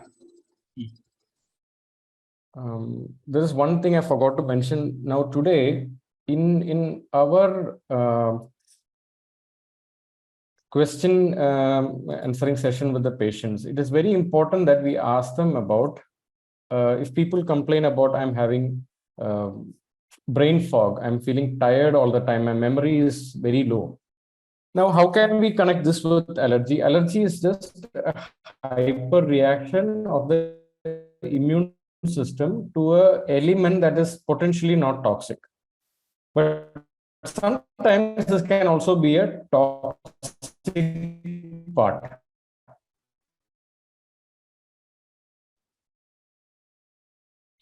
Dr. Now, Vignesh? one thing I see very common, especially if they're out of different fishes, they're heavy metal. Okay, doctor? Your voice is breaking. Can you hear me now? Yes. Yes. So the heavy metal toxicity is at all-time high than any other time now. Now, so what we did, every time we see a patient with brain fog, tiredness, and on top of that, they are having allergic reactions, I always do a heavy metal test in their blood. So I'll just show you some of the reactions before. So this was one patient.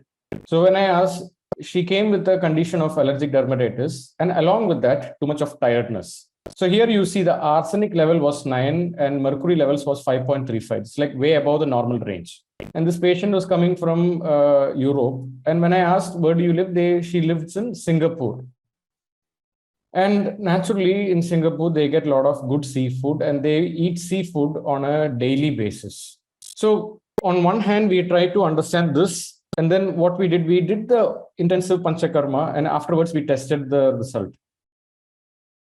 So within a few period of 3 weeks, this was the change back. It was 9 and now it is 5. And when you look at the mercury levels, it was 5.35, and after the treatment, it was 4.32. So testing the heavy metal is very important. Another thing, you can also check for the high sensitivity C-reactive protein. Whenever you see in a patient with high low immunity, this CRP levels can also be high. And this is one thing that we found out. I have documented more than 50 cases like this, but I'm just showing you some of them. So before the treatment, when they come for the test, they would come with different allergic problems. Before the test, when we check for the CRP levels, it is like above 45.5. So anything above 3 is a problem. So whenever you see high CRP from an Ayurvedic perspective, the Pitta Agni is very low and high imbalance of Kapha in the body. and the ojas is like completely, it's a very depleted state. And after the panchakarma, and this is what you see, it's like 3.9. And further, when we tested, it even went back to normal levels. So testing CRP levels, testing heavy metal levels, along with eosinophils, IgE, and ESR rates, this is also very important. And I see a huge difference in that. And all of this, Rakta Moksham has played a significant role in bringing back the, eliminating the excess dosha and bringing back the balance in the body. It was very candid, Dr. Vignesh, because I think these slides that indicate the power of panchakarma techniques. See, within the 3 weeks, how the mercury level came down, isn't it? Now, here you will see some of the slides before and after. Here you will see the what treatments we did and what all happened. See, this is just the Shodhana treatment. Along with it, Swedana Karma was done, Snehapanam was done, and then eliminating all the unhealthy Viruddha Aharam was done, and then bringing routine to their body. All this done along with the Shodhana treatment, we are accelerating the purification. Now, even though we didn't talk much about the heavy metal toxicity during the beginning, but I see a lot of patients, if they're coming from a big city and if they eat a lot of seafood, heavy metal toxicity is a big problem today. And reversing this has contributed a lot to improving their immune system, their ojas, and their ability to deal with allergic conditions. So I'm just showing you some of the possible. Now we can go to the Q&A, doctor. So thank you, Dr. Vignesh, for this very enlightening words. I have noted a few points that you have shared with us. I think it was all encompassing. You talked on one hand about servicing the air conditioner of the room. On the other hand, you touched down very vital points like yoga nidra, agnihotra, etc. to calm down the mind. On one end, you have talked about the hazelnuts, pollen, etc. On the other end, you have been talking about the time of bathing. So I think allergy is a process which touches different dimensions of life. So what you have stated is very right in that we are initiating medicines and Ayurvedic therapy, Ayurvedic protocols only to end all the interventions. See, when we interact with patients, we see that the system which runs inside the body, looking after all the sensitive issues, the interactions with the external environment is actually in an autopilot mode. It has evolved through centuries. The immune system is a very intelligent system, self-working system, which is working by its own intelligence, is now being hindered by a lot of things which we do in our daily life. So how we, without addressing all those issues, how we can solve or do some symptomatic improvement, just like giving some Montelukast or Avil to the patient regularly. And now the final conclusion is such an astonishing one in that the recording of high sensitive CRP. High sensitive CRP, I find that it is actually a potent cardiac marker also. It is a pointer towards the inflammation, which is in future days, it can create some cardiac events in your life. So that issue is very much in close proximity to these allergic patients. So you also talked about the issue called Thalanirarakam, the myofascial pain syndromes, which are rampant through the globe. And one more point which I found interesting is the late night food habits of the patient. Now we know that compared to the generation which lived here in this planet 100 years before, our nightlife is extremely beautiful now. So our life starts by 8 o'clock, 9 o'clock, and it ends by 1 p.m., 2 p.m., etc. I could see when we ask the patient whether you will eat the dinner early, they will say yes. So tell me what is the time. Then he will say it will be 10 p.m., 11 p.m., etc. And then on full stomach, they will be jumping into the bed. So that's another important point that triggers this allergy, Thalanirarakam, myofascial pain syndromes, all those things. So I think you touched every other aspect, and let us move on to the Q&A session. Doctor, just one point, how to understand if a person's Vata dosha is completely erratic is, you can ask him, when do you feel very energetic? He will say, I feel very energetic and alert at night, and I feel very tired in the morning. Yes.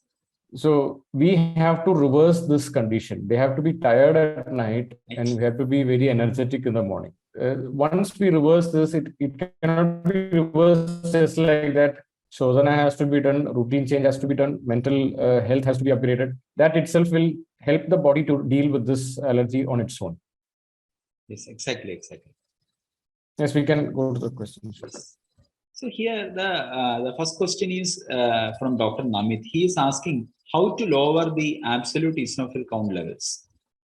One is to eliminate milk. Nassim will be very helpful. And when I say milk, I'm not talking about drinking milk. It could be milk in the pastries, milk in the, and also not just milk. Milk means when we talk milk, it is having lactose. Lactose is heavy sugar. So in Ayurveda, what increases kapha? Madhuram increases kapha. Anything that which is sweet.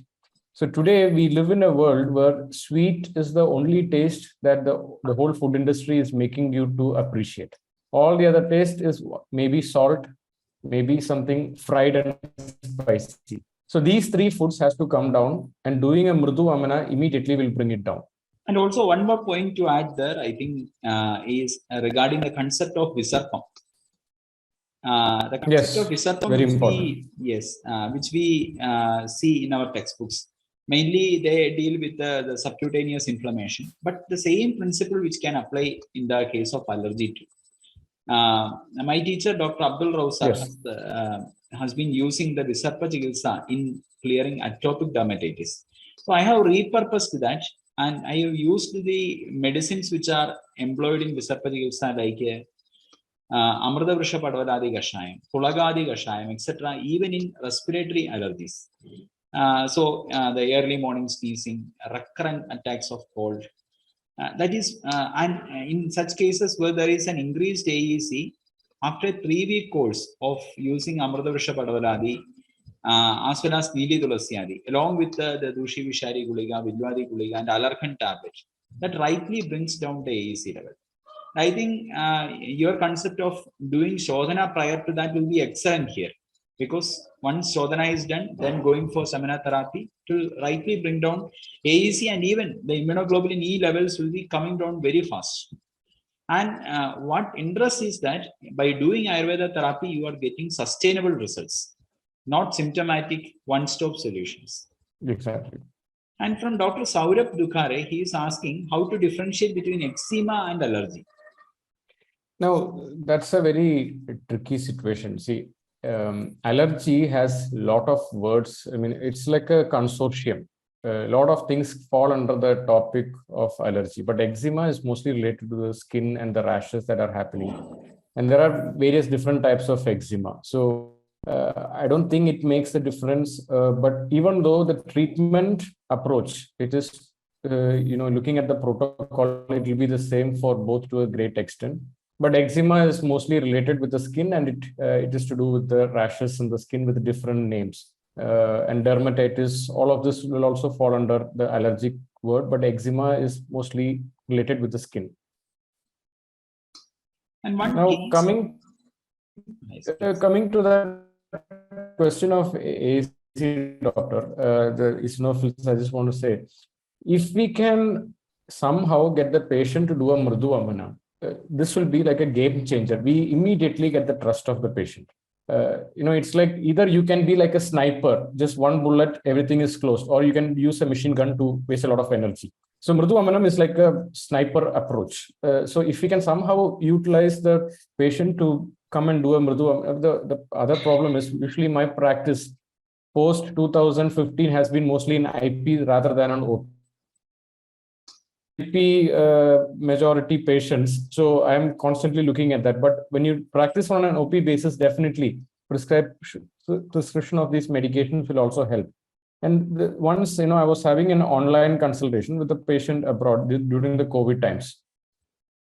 So you cannot do a mridu amana online. So what can you do for that? So then I asked them, do you know any yoga therapy schools nearby? And she said, yes, there is a yoga school and they do this just with salt water. They do a vomiting therapy, but it's not as intensive like with how with our Kshira and Yashti Madhu and Madanaphala, but it will give a little bit of something better than nothing kind of a result.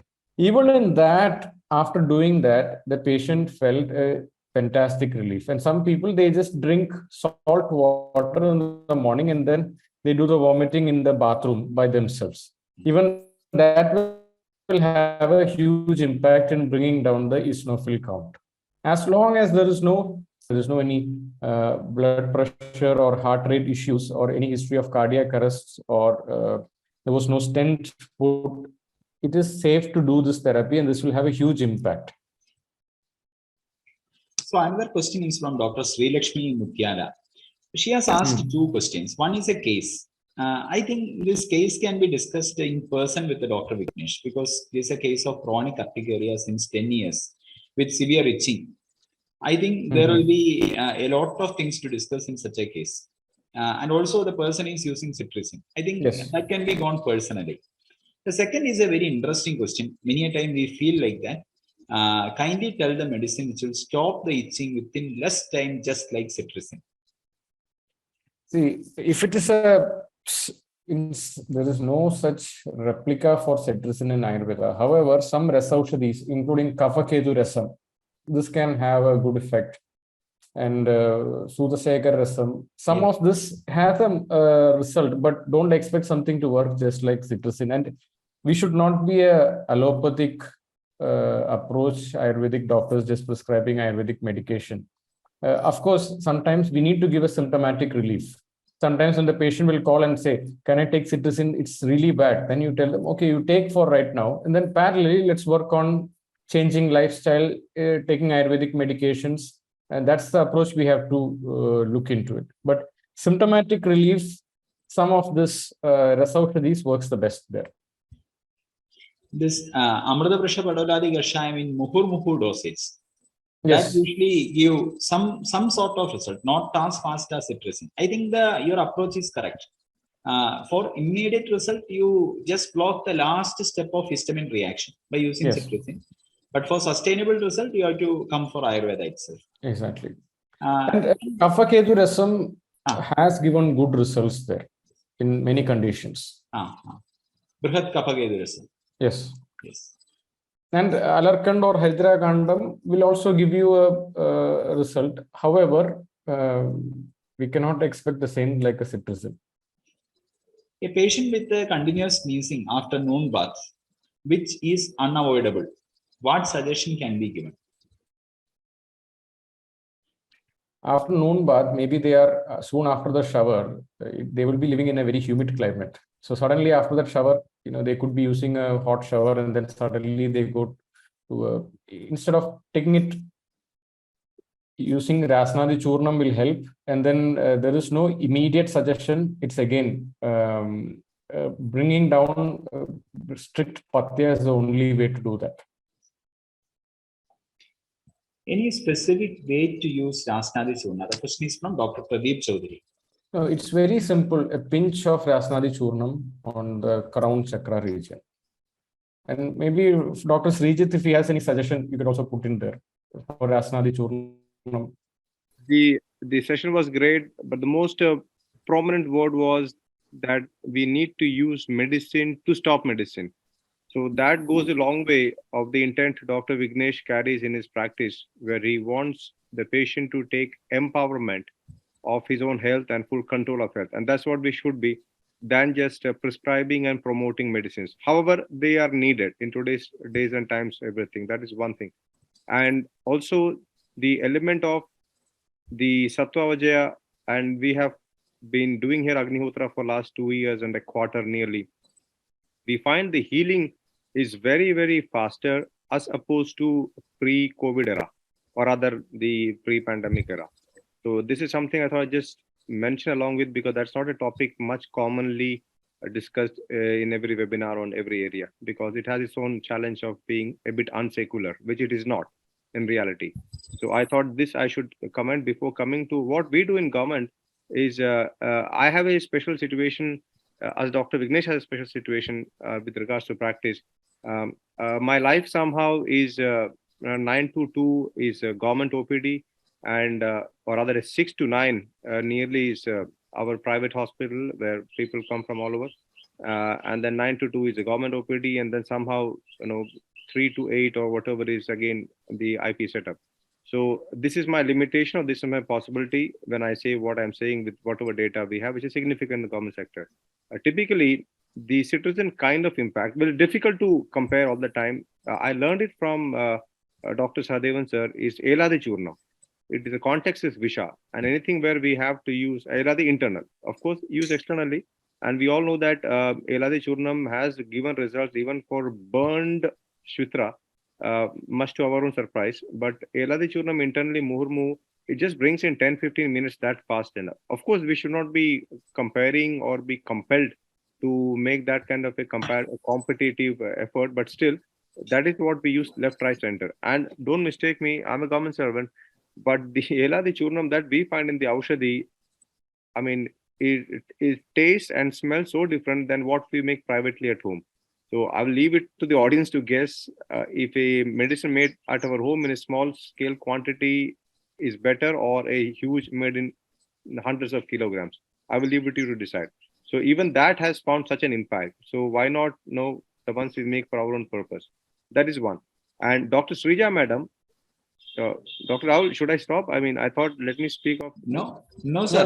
Please continue. Please continue. So again, we all know, I wish to make reference of every mentor who taught me whichever clinical point, no? So Dr. Srija madam, everyone knows, Sriya Sudesham madam, how great she is, Shalakyam. So I was in her OPD for nearly 16 months, but on Sundays only. And from madam, I learned the usage of Nimbamradasa, actually. That she uses left, right, center. It's so what I do is I use here, because we don't have Nimbamradasa, we have Gulgulu Dikta Arishtam. I know Arishtam should not be used for Nasya. We all know that it is Asava that is indicated Nasya. But what we do is Gulgulu Dikta Arishta and Puranavasa mixture, like 15 ml, 15 ml, 30 ml small bottle. And then encourage them to have empty stomach and also towards the night before sleep and on waking up, because that is the challenge when these things happen. And that is like use as drops 4-4. It burns, I understand, but we test those here and then only it is handed over to patient to be done at home. This enormous is very handy. And there are many people of north of India, because Kerala we hardly have winter, other than Munnar or Tekadi kind of areas or Kattapana, whatever areas, we hardly have winter per se. The North Indian patients of ours, they say that this is the blessing. And I attribute that to Dr. Srija madam's Nimbamrata usage. She would just say 2+2, but I go for 4+4 because our people are having a background of extremely Ardhya and the Kapha oriented aspect. So we just go a bit hyper with it. And moreover, Kerala patients do not need that much of anti-Kapha as compared to a winter person there. Of course, we have our own share of beef eaters and all those things, which is definitely there. Thirdly, with regards to the concept of the Annabhedi, Dr. Rajagopalan sir, I had the honor to be a year and a half years, 2.5 years before his demise. And for those our respected doctors of North India, well, if there was a Bhishmacharya of Ayurveda in India, I would say Rajagopalan sir easily qualifies for that by virtue of being not only an Ayurvedic background person. So I should tell about him 2 lines. Otherwise, it is lack of sufficient information. He was MBBS 1955. Before that, he by-hearted Ashtanga Hridaya. Even before he went to MBBS, he by-hearted Ashtanga Hridaya and other things, because he was part of Vaidya family. His parents were Vaidya. And he was a beautiful combination of the allopathy's latest British Medical Journal, Lancet, whatever is updated, and the oldest of the textbooks of Ayurveda. He had like so precise. So he was the person who was always telling about allergy aspect, the role of Annabhedi.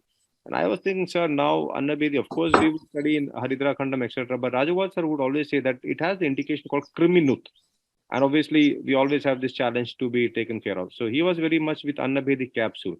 So that also, it was so refreshing to know that Sitaram is already using it. I know he was not advisor of Sitaram, but he was a big advisor of Cortical. And Cortical, even the legendary PK Warrior sir would say namaste to Rajagopal sir by virtue of his vast experience and knowledge, which is what Cortical has been doing further.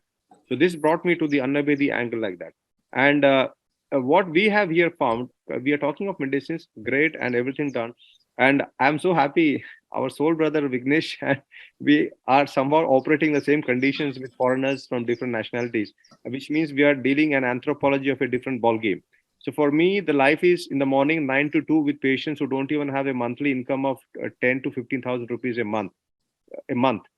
And then afternoon, me and Dr. Vignesh face patients in our own different places where per day 9,000 rupees package is not a big deal for them. They paid happily. So we deal through a very vast segment of this economically different levels. So then it is important for us to know what background they're coming. And hence we make sure that well before they come to us, we make the medical consultation. And 7 days before coming to our place, wherever, we condition them to a habit that is anti-kapha, anti-ama, anti-vata, anti-vidakta. We give a list of things you need to avoid. Or else you better don't come to us. And even after going from here, we have a follow-up, whatever. So we condition them to post panchakarma recommendations. So unless this sandwiching is done, the pre and post coming to whichever of our centers, the effect is very minimal in the long run. And on arrival day itself, we hand over a link of Yoga Nidra of somebody who is 60 years in USA practicing yoga, and he was a patient here anyway. So we make sure that the mind is because all the patients we have here, they come with a baggage. They come with a huge emotional baggage. So unless we have the totality taken care of, and I personally pray for our patients who are here, who left us and who will come in future, Agnihotra, and our patients join in Agnihotra. And that also has enormous impact. Why I'm using these things? Because all of us will know what to do physically, organically, but these topics are perhaps not touched or much discussed. It is like the exact reason why we got this into this topic here. And lastly, my ever gratefulness to Dr. Ravi Shankar Parvaji sir, and of course Dr. Vinod Babu Sen Wayanad, who gave me the confidence of the Sadhyopaman. Before 2010, Athare was not doing in our place Sadhyopaman. And that encouraged me to start Sadhyopaman at the OPT level. So what I do is I personally do my own Sadhyopaman, and I have uploaded in the YouTube. Sadhyopaman Dr. Sri, you will find me puking all around. So, and that video we send to even OPT level patients if they want to do in the home, if they want to save the expense or whatever, etc. And even online patients. However, I tell them very clearly, can you, as Dr. Vignesh does, to license with a yoga person, it is easier. And we tell sweet licorice is everywhere available. And that makes the Ashtifanda nothing as salt water and high BP we keep in mind. However, not to take any risk, we say always your pulse rate may please be above 60 at least. Because there are many incidences where people are, we randomly come across people with 44 pulse rate. Even the worst we had was 33 pulse rate. She never knew. So this we have to be very careful when doing the online, that we recommend them not to make any mistakes, because God forbid something goes wrong, then they will just blame us. So Sadhyo Vaman and Sadhyo Virechan is invariably everyone.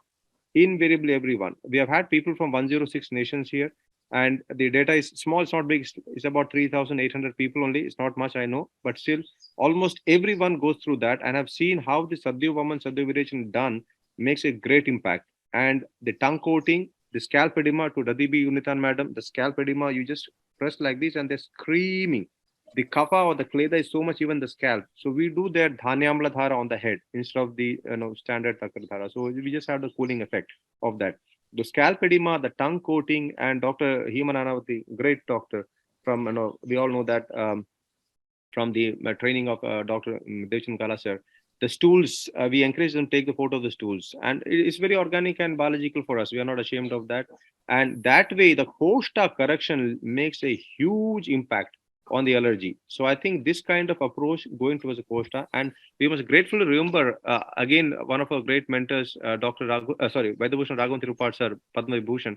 And those who do not know him, not just because of Padma Vibhushan, he was such a great mentor, expired many years ago, 2011. He would always say the role of apana consideration, and Pratishaya for us, he would start with Chirulwadi. Of course, Pratishaya has the angle of outside elements. We don't deny that. We have to think of the condition, the environment somebody lives, the allergic factors, the sambrani theory. Sambrani means that agarbatti, and so many factors. Cat, cat, pet, all are agreed. However, sir would opt for the Dachmuli Haritaki, of course, Vata Kapara, starting from the nose until down the line, the arshas. But the Pratishaya comes simply in this, the Shakrat Vega, the first thing for short. I mean, Acharya mentioned so clearly. And here I must also again come to Dr. Ajapalan sir, who was always insisting, when you take a yoga, he would say, take at the first drug and also at the first indication. So he would teach us like Nihant, the Patola the Ganam, Patola Kadhana Chandanam, that Ganam, Nihanti Kapha Pitta Kushta Jaran. So he says there Kapha is said. Why couldn't Acharya have said Pitta? But because more Kaphara. And the Patola is an important drug, that's the reason. And when it comes to Gulucha, this again Kapha Pitta Ahara, but it's more Pitta Kaphara. So that kind of precision also adds quite a lot. Knowing the patient's Prakriti also helps wish to be taken care of. And it's not much far away that we started Shunti Nasya, thanks to again Dr. Devchan Gala sir. It has doing phenomenal. And in the OPD from Dr. Srija madam's, I started making the Rasnadi Churna's Nasya.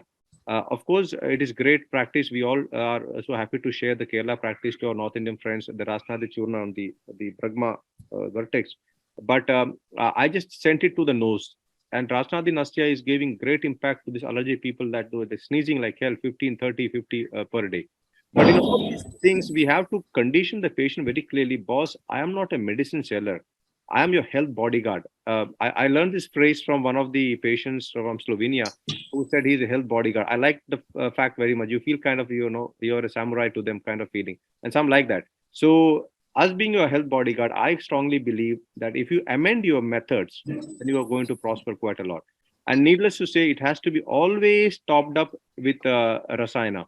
And Rajagopal sir always, Dr. Rajagopal sir always went for the Agastya Rasayana method with Abragavasma also along with that, was for the idea that no matter what, you are a Vyadhi Aushida Karshitan after being hell of time with allergy for a long time. So you better have Abraga into the what we call as and sir would always say, Dr. Rahul, please stop me. No problem, please. Please. I know people may get impatient, more questions to be answered. You're telling very valid points. Please continue. No, I am telling all our mentors, clinical pearls, nothing from my hand. What they taught, I just do and I just share, nothing from my hand. So Rajagopal sir always says that only two rasayanas are Ayushya. Rajagopal sir was known for the Ashtanga. He tore apart 4 Ashtanga in his lifetime. So much he was reading. I went to him. It was the 5th Ashtanga of his life. बोलते हैं कि पढ़ के फाड़ डाला उन्होंने किताब को. That is the exact way of telling it in English.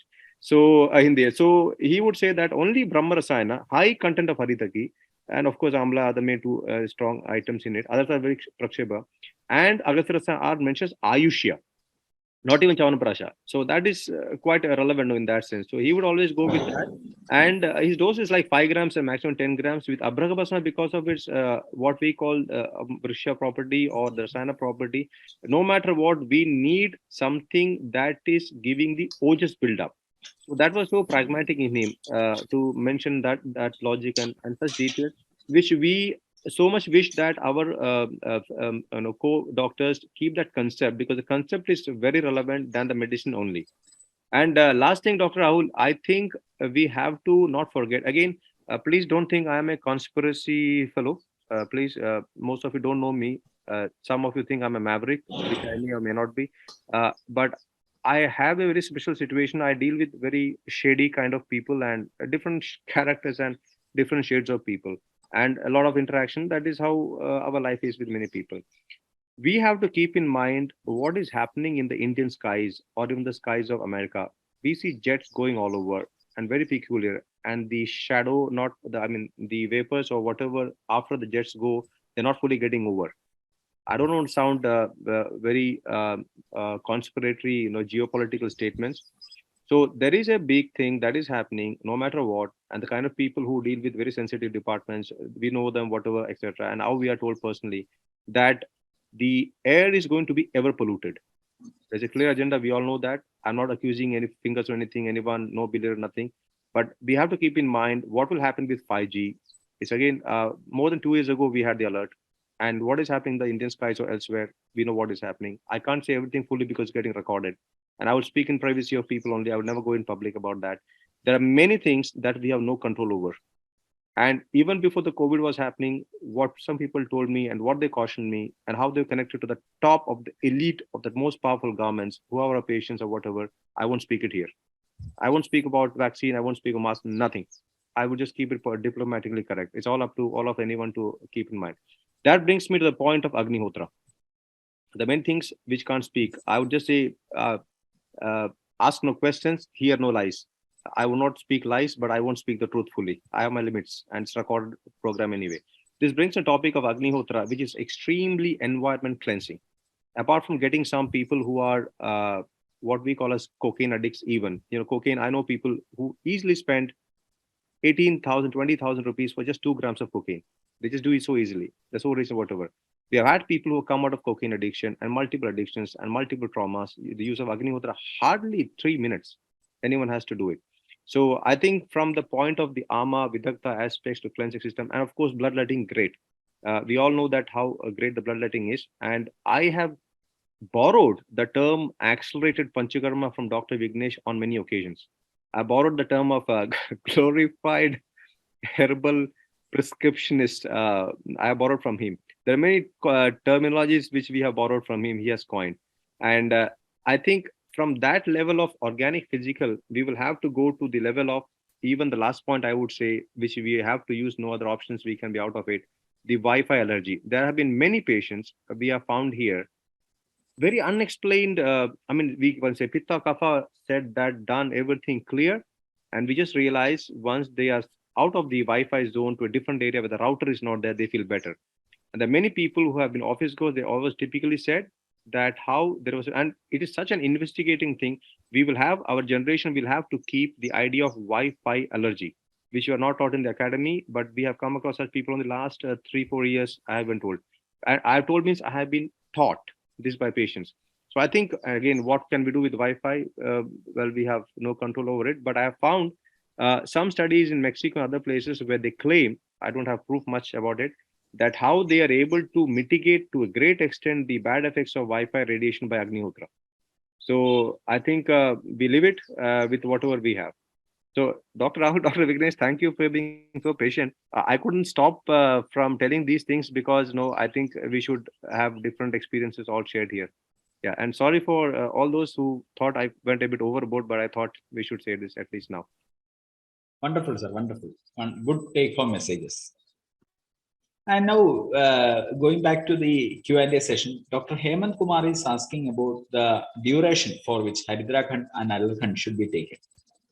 Yeah, I have prescribed it for up to 6 months. So what I tell them, it's a seasonal, if they are having a seasonal allergies, prior to that season appearing, I ask them to start it till the end of that season, and then they can stop it. But if they continue it for a very long period, then the body will also get numb to its actions. So it's very important that once they start something, they should stop it for some period. So I would say a maximum of 6 months and then take a pause, and maybe they don't need it anymore. Usually when we do the protocol in a proper way, in some cases, especially with allergic rhinitis or seasonal hay fever, February till April, I'd ask them to take it, and then again maybe restart it from September till November. That's the norm that I have recommended. Dr. Manisha is inquiring a very important question, that is the relation between Swasa and allergic skin diseases. Maybe she is inquiring about the asthma eczema syndrome, likewise. Yes. So in both the cases, it is Kaphahara Chikilsa, Vatashamana Chikilsa. These both has to go hand in hand. And Rakta Prasadanam is also something to be taken care when it is come to do with the skin disease more. We have to focus a little more on Rakta Prasadanam. Whereas in Shwasa Chikilsa, it's Kaphaharam and Vatashamanam. That is what we have to focus. Dr. Snehil is inquiring about your statement regarding allergic patients can donate blood. But as per Ayurveda, they are having Rakta Dushti. So then he's asking whether that Rakta is recommended for donation. Okay, see, the concept of Dushita Rakta, it is when it is very terrible. See, when you go and donate blood, they do a test. They have to check if you're infected with some kind of virus. Is the blood okay to donate? But usually with allergies, maybe certain things like your IgE could be inflamed, aggravated, your ESR could be slightly high, or like we saw the aspect about eosinophils could be high. But this is donated to a person who is on a deathbed, who is facing death. At that point of time, he is not considered about, will I get the best blood? We are just going to give life to that person. So, and what they are when doing blood donation, and that blood is used for a person who is facing death, and at that point of time, they are checking is the blood type okay? Is the blood qualified enough to just to give the life to that person? The rest we can deal with it later. So at least on one hand, yes, you are letting it out certain things, but you are giving life to someone. So if you look at it from that point of view, this is one. Otherwise, you don't have to donate blood. You can just do the blood letting. And Dr. Suhasini is asking regarding the line of treatment for DNS, deviated nasal septum, as there is rhinitis. So this deviated nasal septum, everybody will have to some element of deviation. It's a part of the thing. To some people, it could be a bit more gross deviation. However, more than the deviated nasal septum, once it is deviated, we might need some surgical intervention if it is terribly deviated. But what is in our control is the mucus accumulation, that is srotorodham, that can happen. So what we have to do, we have to educate the patient to do Pratimarsa Nasim on a daily basis, or even steam inhalation on a daily basis, and to live a Kapha Hara lifestyle. That's the only way we can do. And parallelly, on a particular period, we have to make them do some panchakarma Shodhana therapy. And some Ayurvedic medications like Patyaksha Kashayam, it is very good in such conditions. And taking Alarkand is also very good. And Nasyam with Shadbindu Tailam, or even just salt water, Nethi can also be very helpful in these conditions. Dr. Anupama Khedkar has posted a case where there is itching and pain only in index finger and thumb of right hand. Madam, I may request you to personally contact Dr. Vignesh for guidance, because I think here also he might have many questions to inquire about that particular situation. And from Dr. Saurabh Dukhare, he's asking about the diagnosis of allergic dermatitis. How can you clinically diagnose it? See, it's actually, if you go to a dermatologist, there is a patch test that is done. That is how it's a proper diagnosis of allergic dermatitis. However, when they come to you, maybe you may not have the resources to do the patch test, but we can, usually most of the patients would have gone to a dermatologist and come with a diagnosis. Or you can do a blood test and asking them to check for the IgE levels. If that is quite high, you can send them for a patch test and get the report. That is how this can be tested. And Dr. Najma Mansoor is asking about the site of Siraveda. See, the site is relevant when we are doing it from a Shalya Tantra point of view. But when it comes to allergic conditions where we are removing the blood, it's the site, more than the site, it's just the idea of eliminating the Dushita Rakta a little bit, so that we are allowing the good Rakta to be produced. So just by on the elbow, just like how you do a blood test, we take the elbow from the vein from the elbow, the same site can be used. Here, when it comes to Shalya Tantra, the location is very important. Maybe there is an Amavastha and Shopavastha in some areas. For that condition, the site is very much required. I mean, the location of the site is very much applicable. Here, it does not matter. Dr. Vehira Vasudevan is asking about the role of water in allergies. So if water intake is less, does it aggravate allergies? I may ask one more question along with that, Dr. Vignesh. There is a habit for certain people to drink, say, 2 liters of water early in the morning. And so they say that it will flush out all the impurities. I have noticed that many persons are getting allergic because of that practice. So is there any connection between the water intake and allergy? See, one way we can look at it, yes, there can be definitely, there is a location. If you drink too much water, there's definitely the kapha is increasing in the body. See, it has to be an optimal level. That optimal level varies from person to person. And if you live in a very dry and hot climate, maybe you need to drink more. If it is in a very temperate, I mean, a tropical climate, and if you're sweating a lot, you need to hydrate very much. And if the urine is yellow in color, you have to hydrate a lot. But if you feel dehydrated, and then on the other hand, you're also having allergies, then water intake has to be regulated. But I don't know about this drinking 2 liters of water in the morning. But if 2 liters at a stretch, it is advisable because it has to be taken muhur muhur. That's the approach of water. But at one go, drinking 2 liters, I have to investigate more on that to answer, to comment upon that.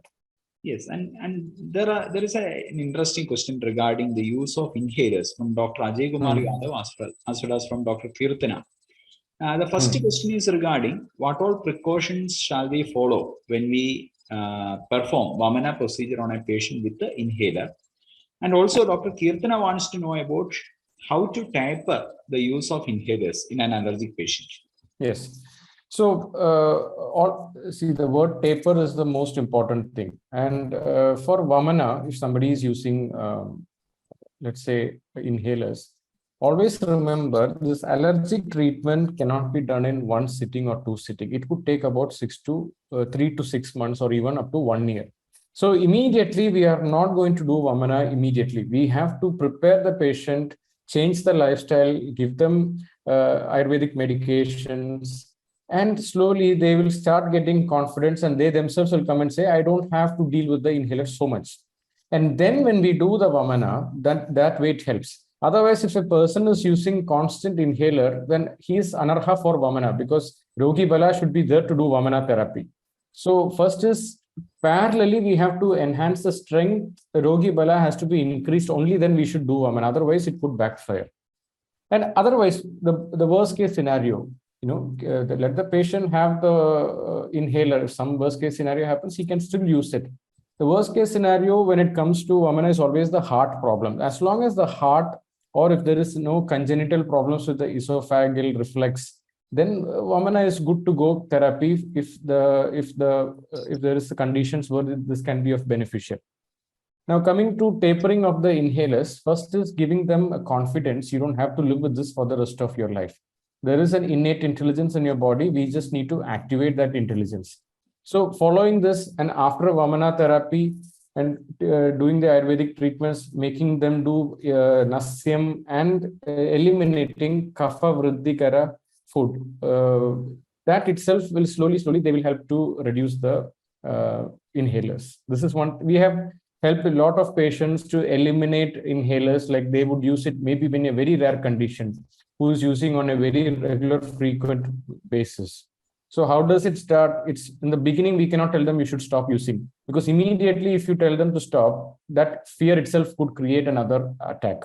So for the first 3 months, do not, if it's a serious case, a severe case where they are addicted to these inhalers, don't touch that for at least the first few sessions. I would say for the first 2-3 months. And then the lifestyle increases, the tendency of the asthma attack reduces. And then once we do a Shodhana Kriya, and then they are ready to bring down and taper it down. That's the protocol that we follow. Okay. From Dr. Rehida Vasudevan, she is asking about the role of exercise, both aerobic and anaerobic, in combating allergies. For sure, exercise really helps to enhance. So there are studies when somebody is having urticaria, immediately what they do is they go and swim in ice cold water. And the report says that immediately when they jump into ice cold water and swim, the allergy just goes away. Now, the logic behind that is when you jump into ice cold water, there is an electric shock kind of a feeling to the nervous system. So it's like when you have a problem, one way to solve that problem is to create a bigger problem so the body gets distracted to something else. But getting into an ice cold water is not like a big problem. It's just that the body goes through a different problem to solve it. So that is one way some holistic therapists, they integrate that. They are asking patients take cold showers. This will help the body to enhance the immunity and also to fight some certain allergies. Along with that, when you do both aerobic and anaerobic, however, aerobic exercise is most required because that is more powerful. I don't know about anaerobic exercise. Maybe it need not have the right approach. But when you do aerobic exercises where breathing is very important, this is very important in enhancing your immune system. It opens up the blocked nasal cavities and it activates the lymphatic system. On one hand, it is Ojaskaram, Raghavan Tirunapar sir, he used to say Vyayamam is actually it is Rasayanam and Vajigaranam. This is the term he uses for Vyayamam. So Rasayana therapy is highly important. It is also Amahara in nature. So definitely exercise plays an important role. So along with these therapies, when we say lifestyle has to be enhanced, we have to educate them, get into 30 to 45 minutes of yoga or exercise, or even going to gym where you can do good aerobic exercise is very helpful. Dr. Swati Jadhav is questioning regarding any side effects of the use of Madana Phala, use it for Vamana. And also the question, for sure, everything has. Another question is also there. She wants to know about a quantity to be used. Dr. Kimaya is also asking the same, whether we have to give at least 125 milligram of Madana Phala for Sadhya woman. So what we have understood, in some conditions where the patient is really afraid of Vamana, we just do it with the Yashti Madhu Fandam. Just Yashti Madhu Fandam and salt water. In some conditions, when you see that, when they talk, you could hear the mucus that is lodged in the chest, which is congested in the chest. In such conditions, we definitely, when the kapha is very high, then use of Madana Phala will be very good. And we go from a range of 100 to 125. So it varies from person to person. And you can also check if they have a very Mrudu Koshta, then maybe just Yashti Madhu Fanda and salt water is more than enough. But if they are having a Madhyama Koshta, at the same time, a high amount of Kapha and Ama, then utility of Madana Phala will be very helpful, because Madana Phala is like you're putting a bomb inside to bring out all the excess Ama and Kapha. So in serious cases where it is Madhyama Koshta or Krura Koshta, I recommend Madana Phala, where the Ama is very strong. When patients say there's too much of mucus, but at the same time, I'm not able to get it out. Or when the patient says, I find it very difficult to vomit. My vomiting reflex is not so strong. In such conditions, I tell them, some patients, they will say, oh, I vomit very easily. If I drink, I can vomit very easily. I don't even have to put the finger inside. In such patients, just Kshiram, Yashti Madhu Fandam, and salt water, just these three is very enough for the Sadhya or Mrudu Vamana. Okay. Another question is regarding the use of milk along with the Haridra Khandam. Whether it is Haridra Khandam works better with water or milk. So the idea is the kurkuma, it is a fat soluble, it works better in a fat soluble medium than a water soluble medium. So definitely along with milk, the absorption is much better. However, in some conditions, just by adding water, because already in Haridra Kandam and Alarkand, it is already blended with milk. There is an element of milk already there. Yeah. So it's okay to take it with water. But in some patients, if they don't have any problems, where it's okay to give it with, I tell some patients, they take it with almond milk or oat milk, or just plain water, just drinking it like tea is also fine, because already in Haridra Kandam, milk is already there to enhance the absorption of it.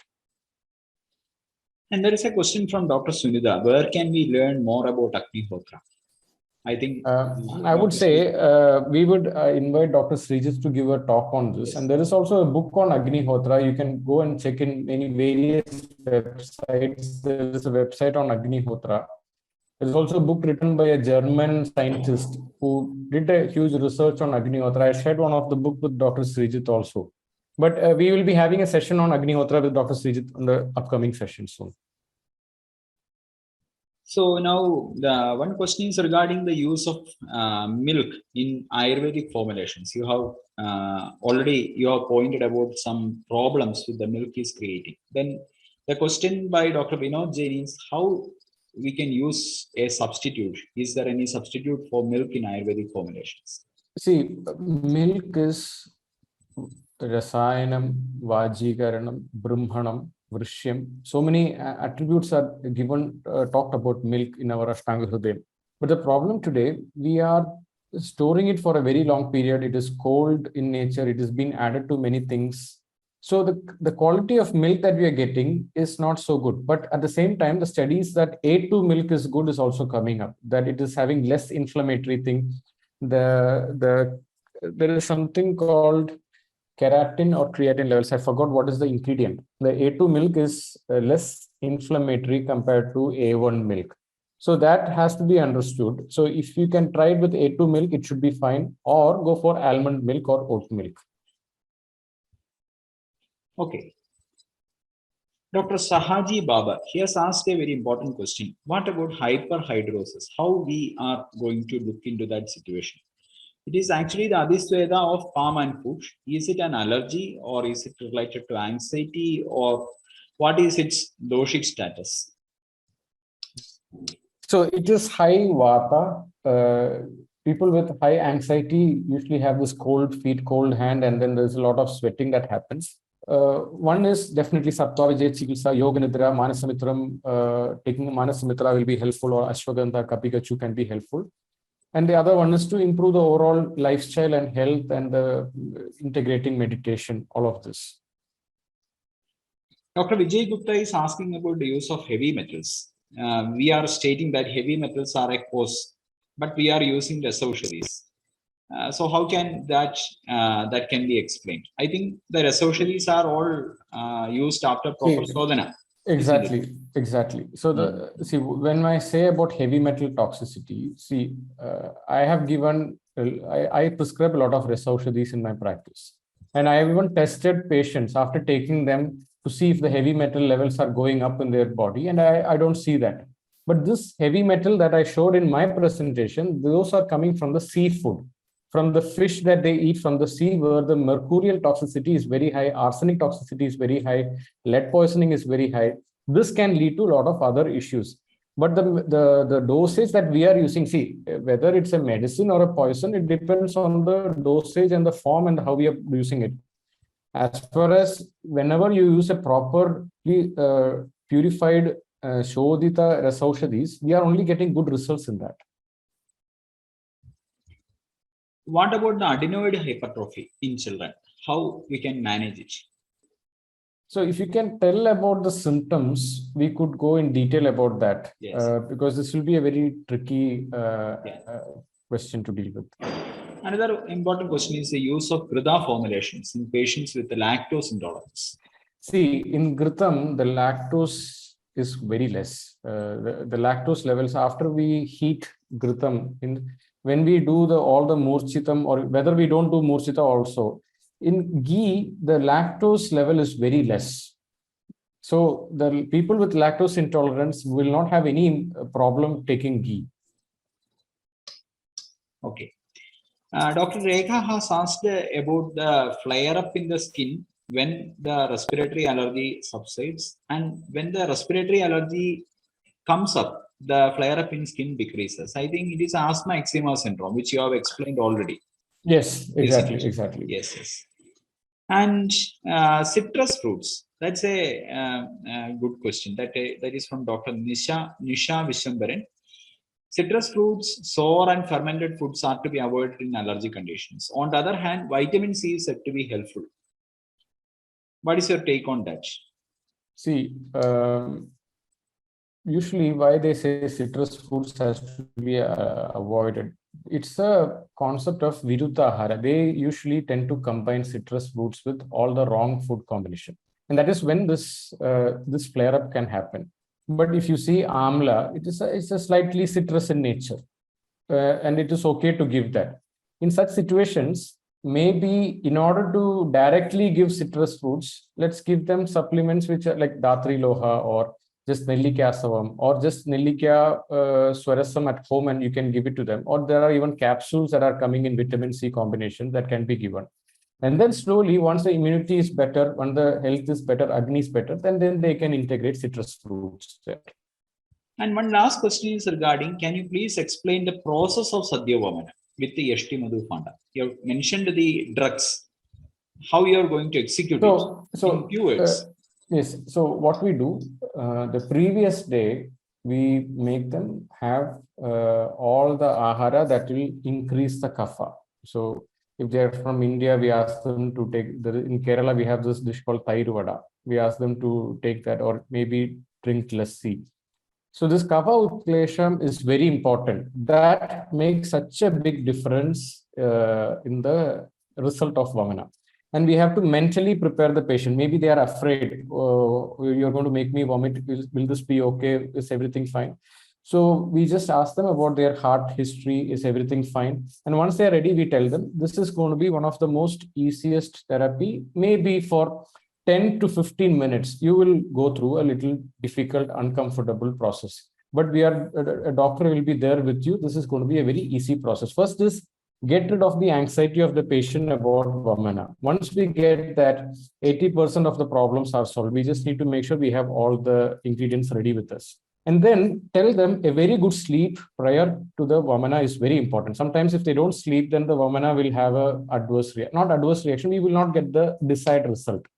So I tell them by 8:30, be ready for a good sleep. And when you go to sleep, think about, visualize and imagine and pray to your favorite God that after tomorrow's session, all the unwanted toxins and doshas are coming out of your system. This is just to mentally prepare them. And sometimes I even give them a yoga nidra where they are going through the process of Vamana, where all the unwanted things are going out of the system. And early morning, we wake them up. We ask them to come for treatment at 5:45.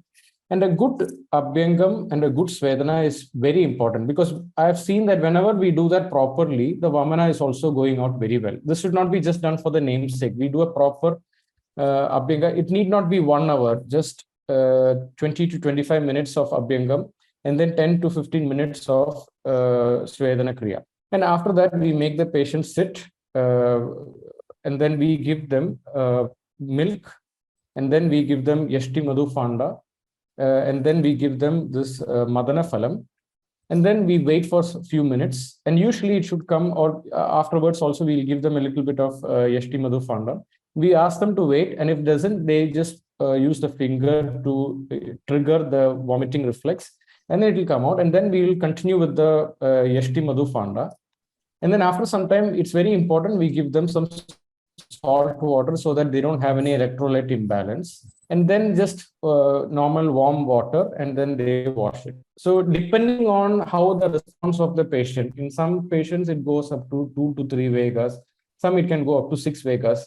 And I'm yet to find a proper method where it can go well with everyone. With every patient, it has been different. This is one, especially for Vamana. For Virechana, to a great extent, you can standardize that procedure. But for Vamana, this is one thing. When the patient is mentally ready, the outcome is very good. And when we prepare them with the kapha utklesha on the previous day and a good night's sleep, this will really help them. This is what I have understood. So this is the procedure that we follow for Sadhya Vamana. Thank you, Dr. Vignesh.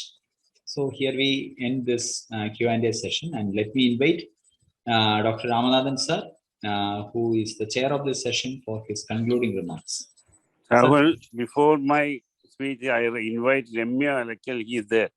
Yes. She asked me to say a few words. Ramya, please. Namaste, sir. Namaste. Yeah. Namaste. Yeah, I was in another session, so couldn't attend from the beginning. So anyway, I was listening to the discussion that happened towards the end. So I think definitely Sadhya Vamana is a great possibility for these recurrent allergic issues. And what we have observed is not only for Kapha Pitta dominant, any clinical conditions, if we start, I think Srijit SP sir is also one who advocates that once we start a clinical, an IP treatment with a Sadhya Vamana, further responses and the time period that the patient will be with no symptoms is much longer when compared to the procedure without that. So that is always an important thing that I have observed, sir. And as we also do it with Yashti Madhu Phantom, the common content that we do is like according to the Koshta of the patient and the Agni of the patient. So number of days is decided by Koshta, and the dosage is decided with respect to the Agni. Of like Sadhya Sneha we do before Vamana, if for 2 or 3 days with the, it is like Vicharana Sneha only. and 1 day of Utkleshna on the 4th day. 3 days normally Vicharana Sneha. Then on the third day Utkleshna, maybe on the 4th day, we go for Sadyavamana, and usually Yashti Fanta, 4 to 6 liters of Yashti Fanta, that we like boil Yashti, Sukshma Yashti Churna, almost 8 liters of Sukshma Yashti, 8 liters of water is boiled. It is not exactly Fanta, we reduce it to a little, like it's 8 liters of water boiled with 50 to 75 grams of Sukshma Yashti Churnam, and then it is reduced to 6 to 7 liters on the previous day. It is boiled for 10 to 15 minutes, and that in the previous day evening. So that Yashti Fandam is taken in the morning. We just don't keep it like that, but we just boil, because many times I have found response much better to that than the other thing. So that was the thing that we follow.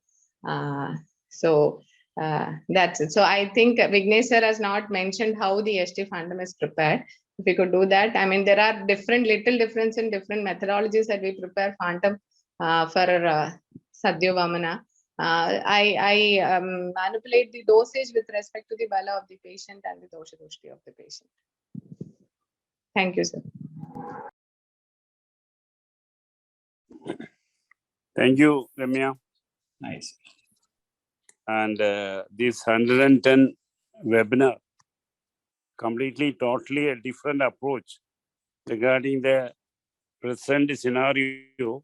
All the doctors mainly attending the clinic, the allergic area.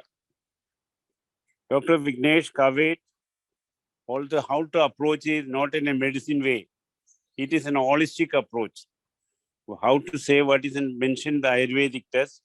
He has clearly blended with the modern system and also Ayurvedic fundamental system, and how to go to approach to the treatment and as well as the patient care.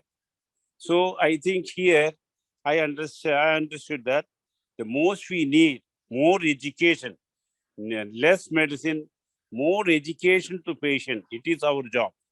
That is Vignesh is mentioned very clear. We go through detail, whatever the food habits, whatever the medicine they are taking, what climate or AC in body, temperature, and Kaba and Vada, and Rasa, Mamsa, and Raktadadu. These are 3 Dadus are affected in this area. So holistic approach, then only continuous approach. Not easing in a single track is not possible.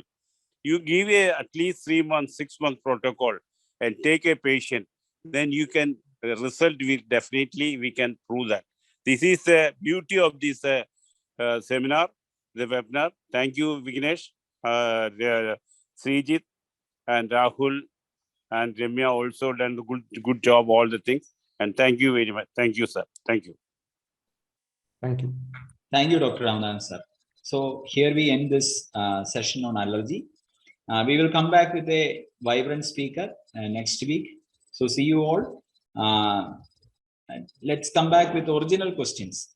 Actually, I may thank all of you, each individual participant who have came over here, benefited this seminar, also enriched this session with your very valuable Q&A. So I think the speakers who are coming here after their session, they used to tell us, report us that the enthusiasm of the participants who are coming over here in this webinar is exuberant. So the quality, the benchmark which this webinar series, AACHAARA RASAAYANAM, sets in the field of Ayurveda webinar, for that quality, we are really thankful to all of you audiences. You are coming back to us with the good questions, good inquiries, and I think when you go back and practice with these take-home messages, the practice itself is going to another level. So from the next week, we will be coming to you with another vibrant speaker. Rahul, yes, sir. I request one more. I think more than 224 participants are still there. Yes, sir. So please ask him to share their experience after the treatment. This webinar, there's really any benefit or anything they want to more. That also ask you to share. Yes. That is also your request to the participants. Yes. So that is also we can update our webinar future also as per the useful for the participants. I invite all the participants assembled here. Some of you may please unmute and give us a feedback regarding how your practice has changed after this webinar. Or they can also, put it in their chat box also. Yes. Please have your opinions in the chat box too. We have a Sharayu Kori, you can talk, please. Yeah, in some allergic cases, here we find that it is Shita Pitta many a times. So it is Shita Gunena Vardhaman Pittam. That's why we prefer Ushnopachar. So in Maharashtra, we prefer to give jaggery with ajwain over ajamoda. So that is one of the things which can be done at home also. That it is hot because vata is aggravating this pitta. It is something like ashayapakarsha gati. The pitta is there, but the excessive vata in the morning or the evening times, when it is very shita, the things are aggravating. So by application of Samanya Vishesha Siddhanta, we used to give hot things and it works. Sometimes some people also give Laghu Suchekar, as sir said, it is also having Shunthi in it and Nagavalli, both are hot. And so still Gairik is there, which can reduce Pitta. So Laghu Suchekar is one of the drug. Haridra Khandam, as you said, Haridra Khanda is also preferred in Maharashtra for this treatment. And as we say, the Sadhya Vaman is excellent for that because the Hetu is also Vamana Yoga of Ayoga for Vamana Yoga. Or when you have some nausea and vomiting and still you don't remove that content, it is going to go to in Tiryaka Disha and that will come in way of allergic manifestation. So that is also one of the things.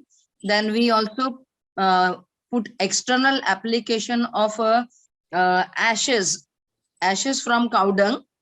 That is also hot thing, and that also application will give immediately relief from the giant urticaria, which is a manifestation of a Shita Pitta.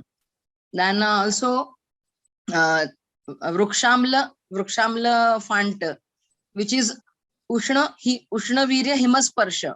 So when there is too much itching and then redness is there, and then after itching, if you scratch it, then there is burning sensation also.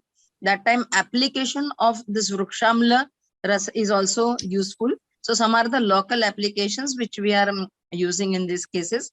And of course, planned Vaman, and if Pitta is excessive, then planned Virichan can also be useful.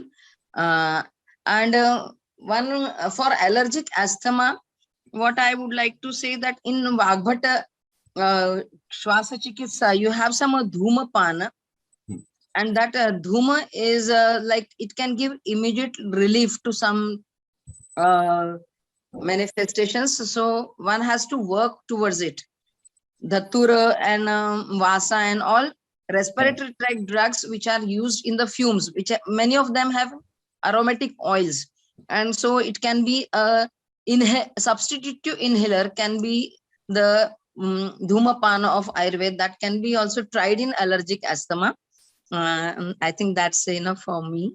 We would like to give chance to some others also, sir. Thank you, madam, for the valuable observations. Thank you. So we have been going to the comments which are all typed in the chat box, and that make us extremely happy that this webinar series actually a lot of hard work has been put into this by Dr. Ramanathan sir himself, coordinating everything, selecting speakers, arranging with them. So I think the efforts which are taken by the team in Sitaram is actually benefited, and you are all getting good results from this webinar. That keeps us a great encouragement for us. So thank you one and all for sharing your valuable insights to us. Keep sharing with us in the mail provided, and see you next week with another session. Thank you one and all. Namaskaram.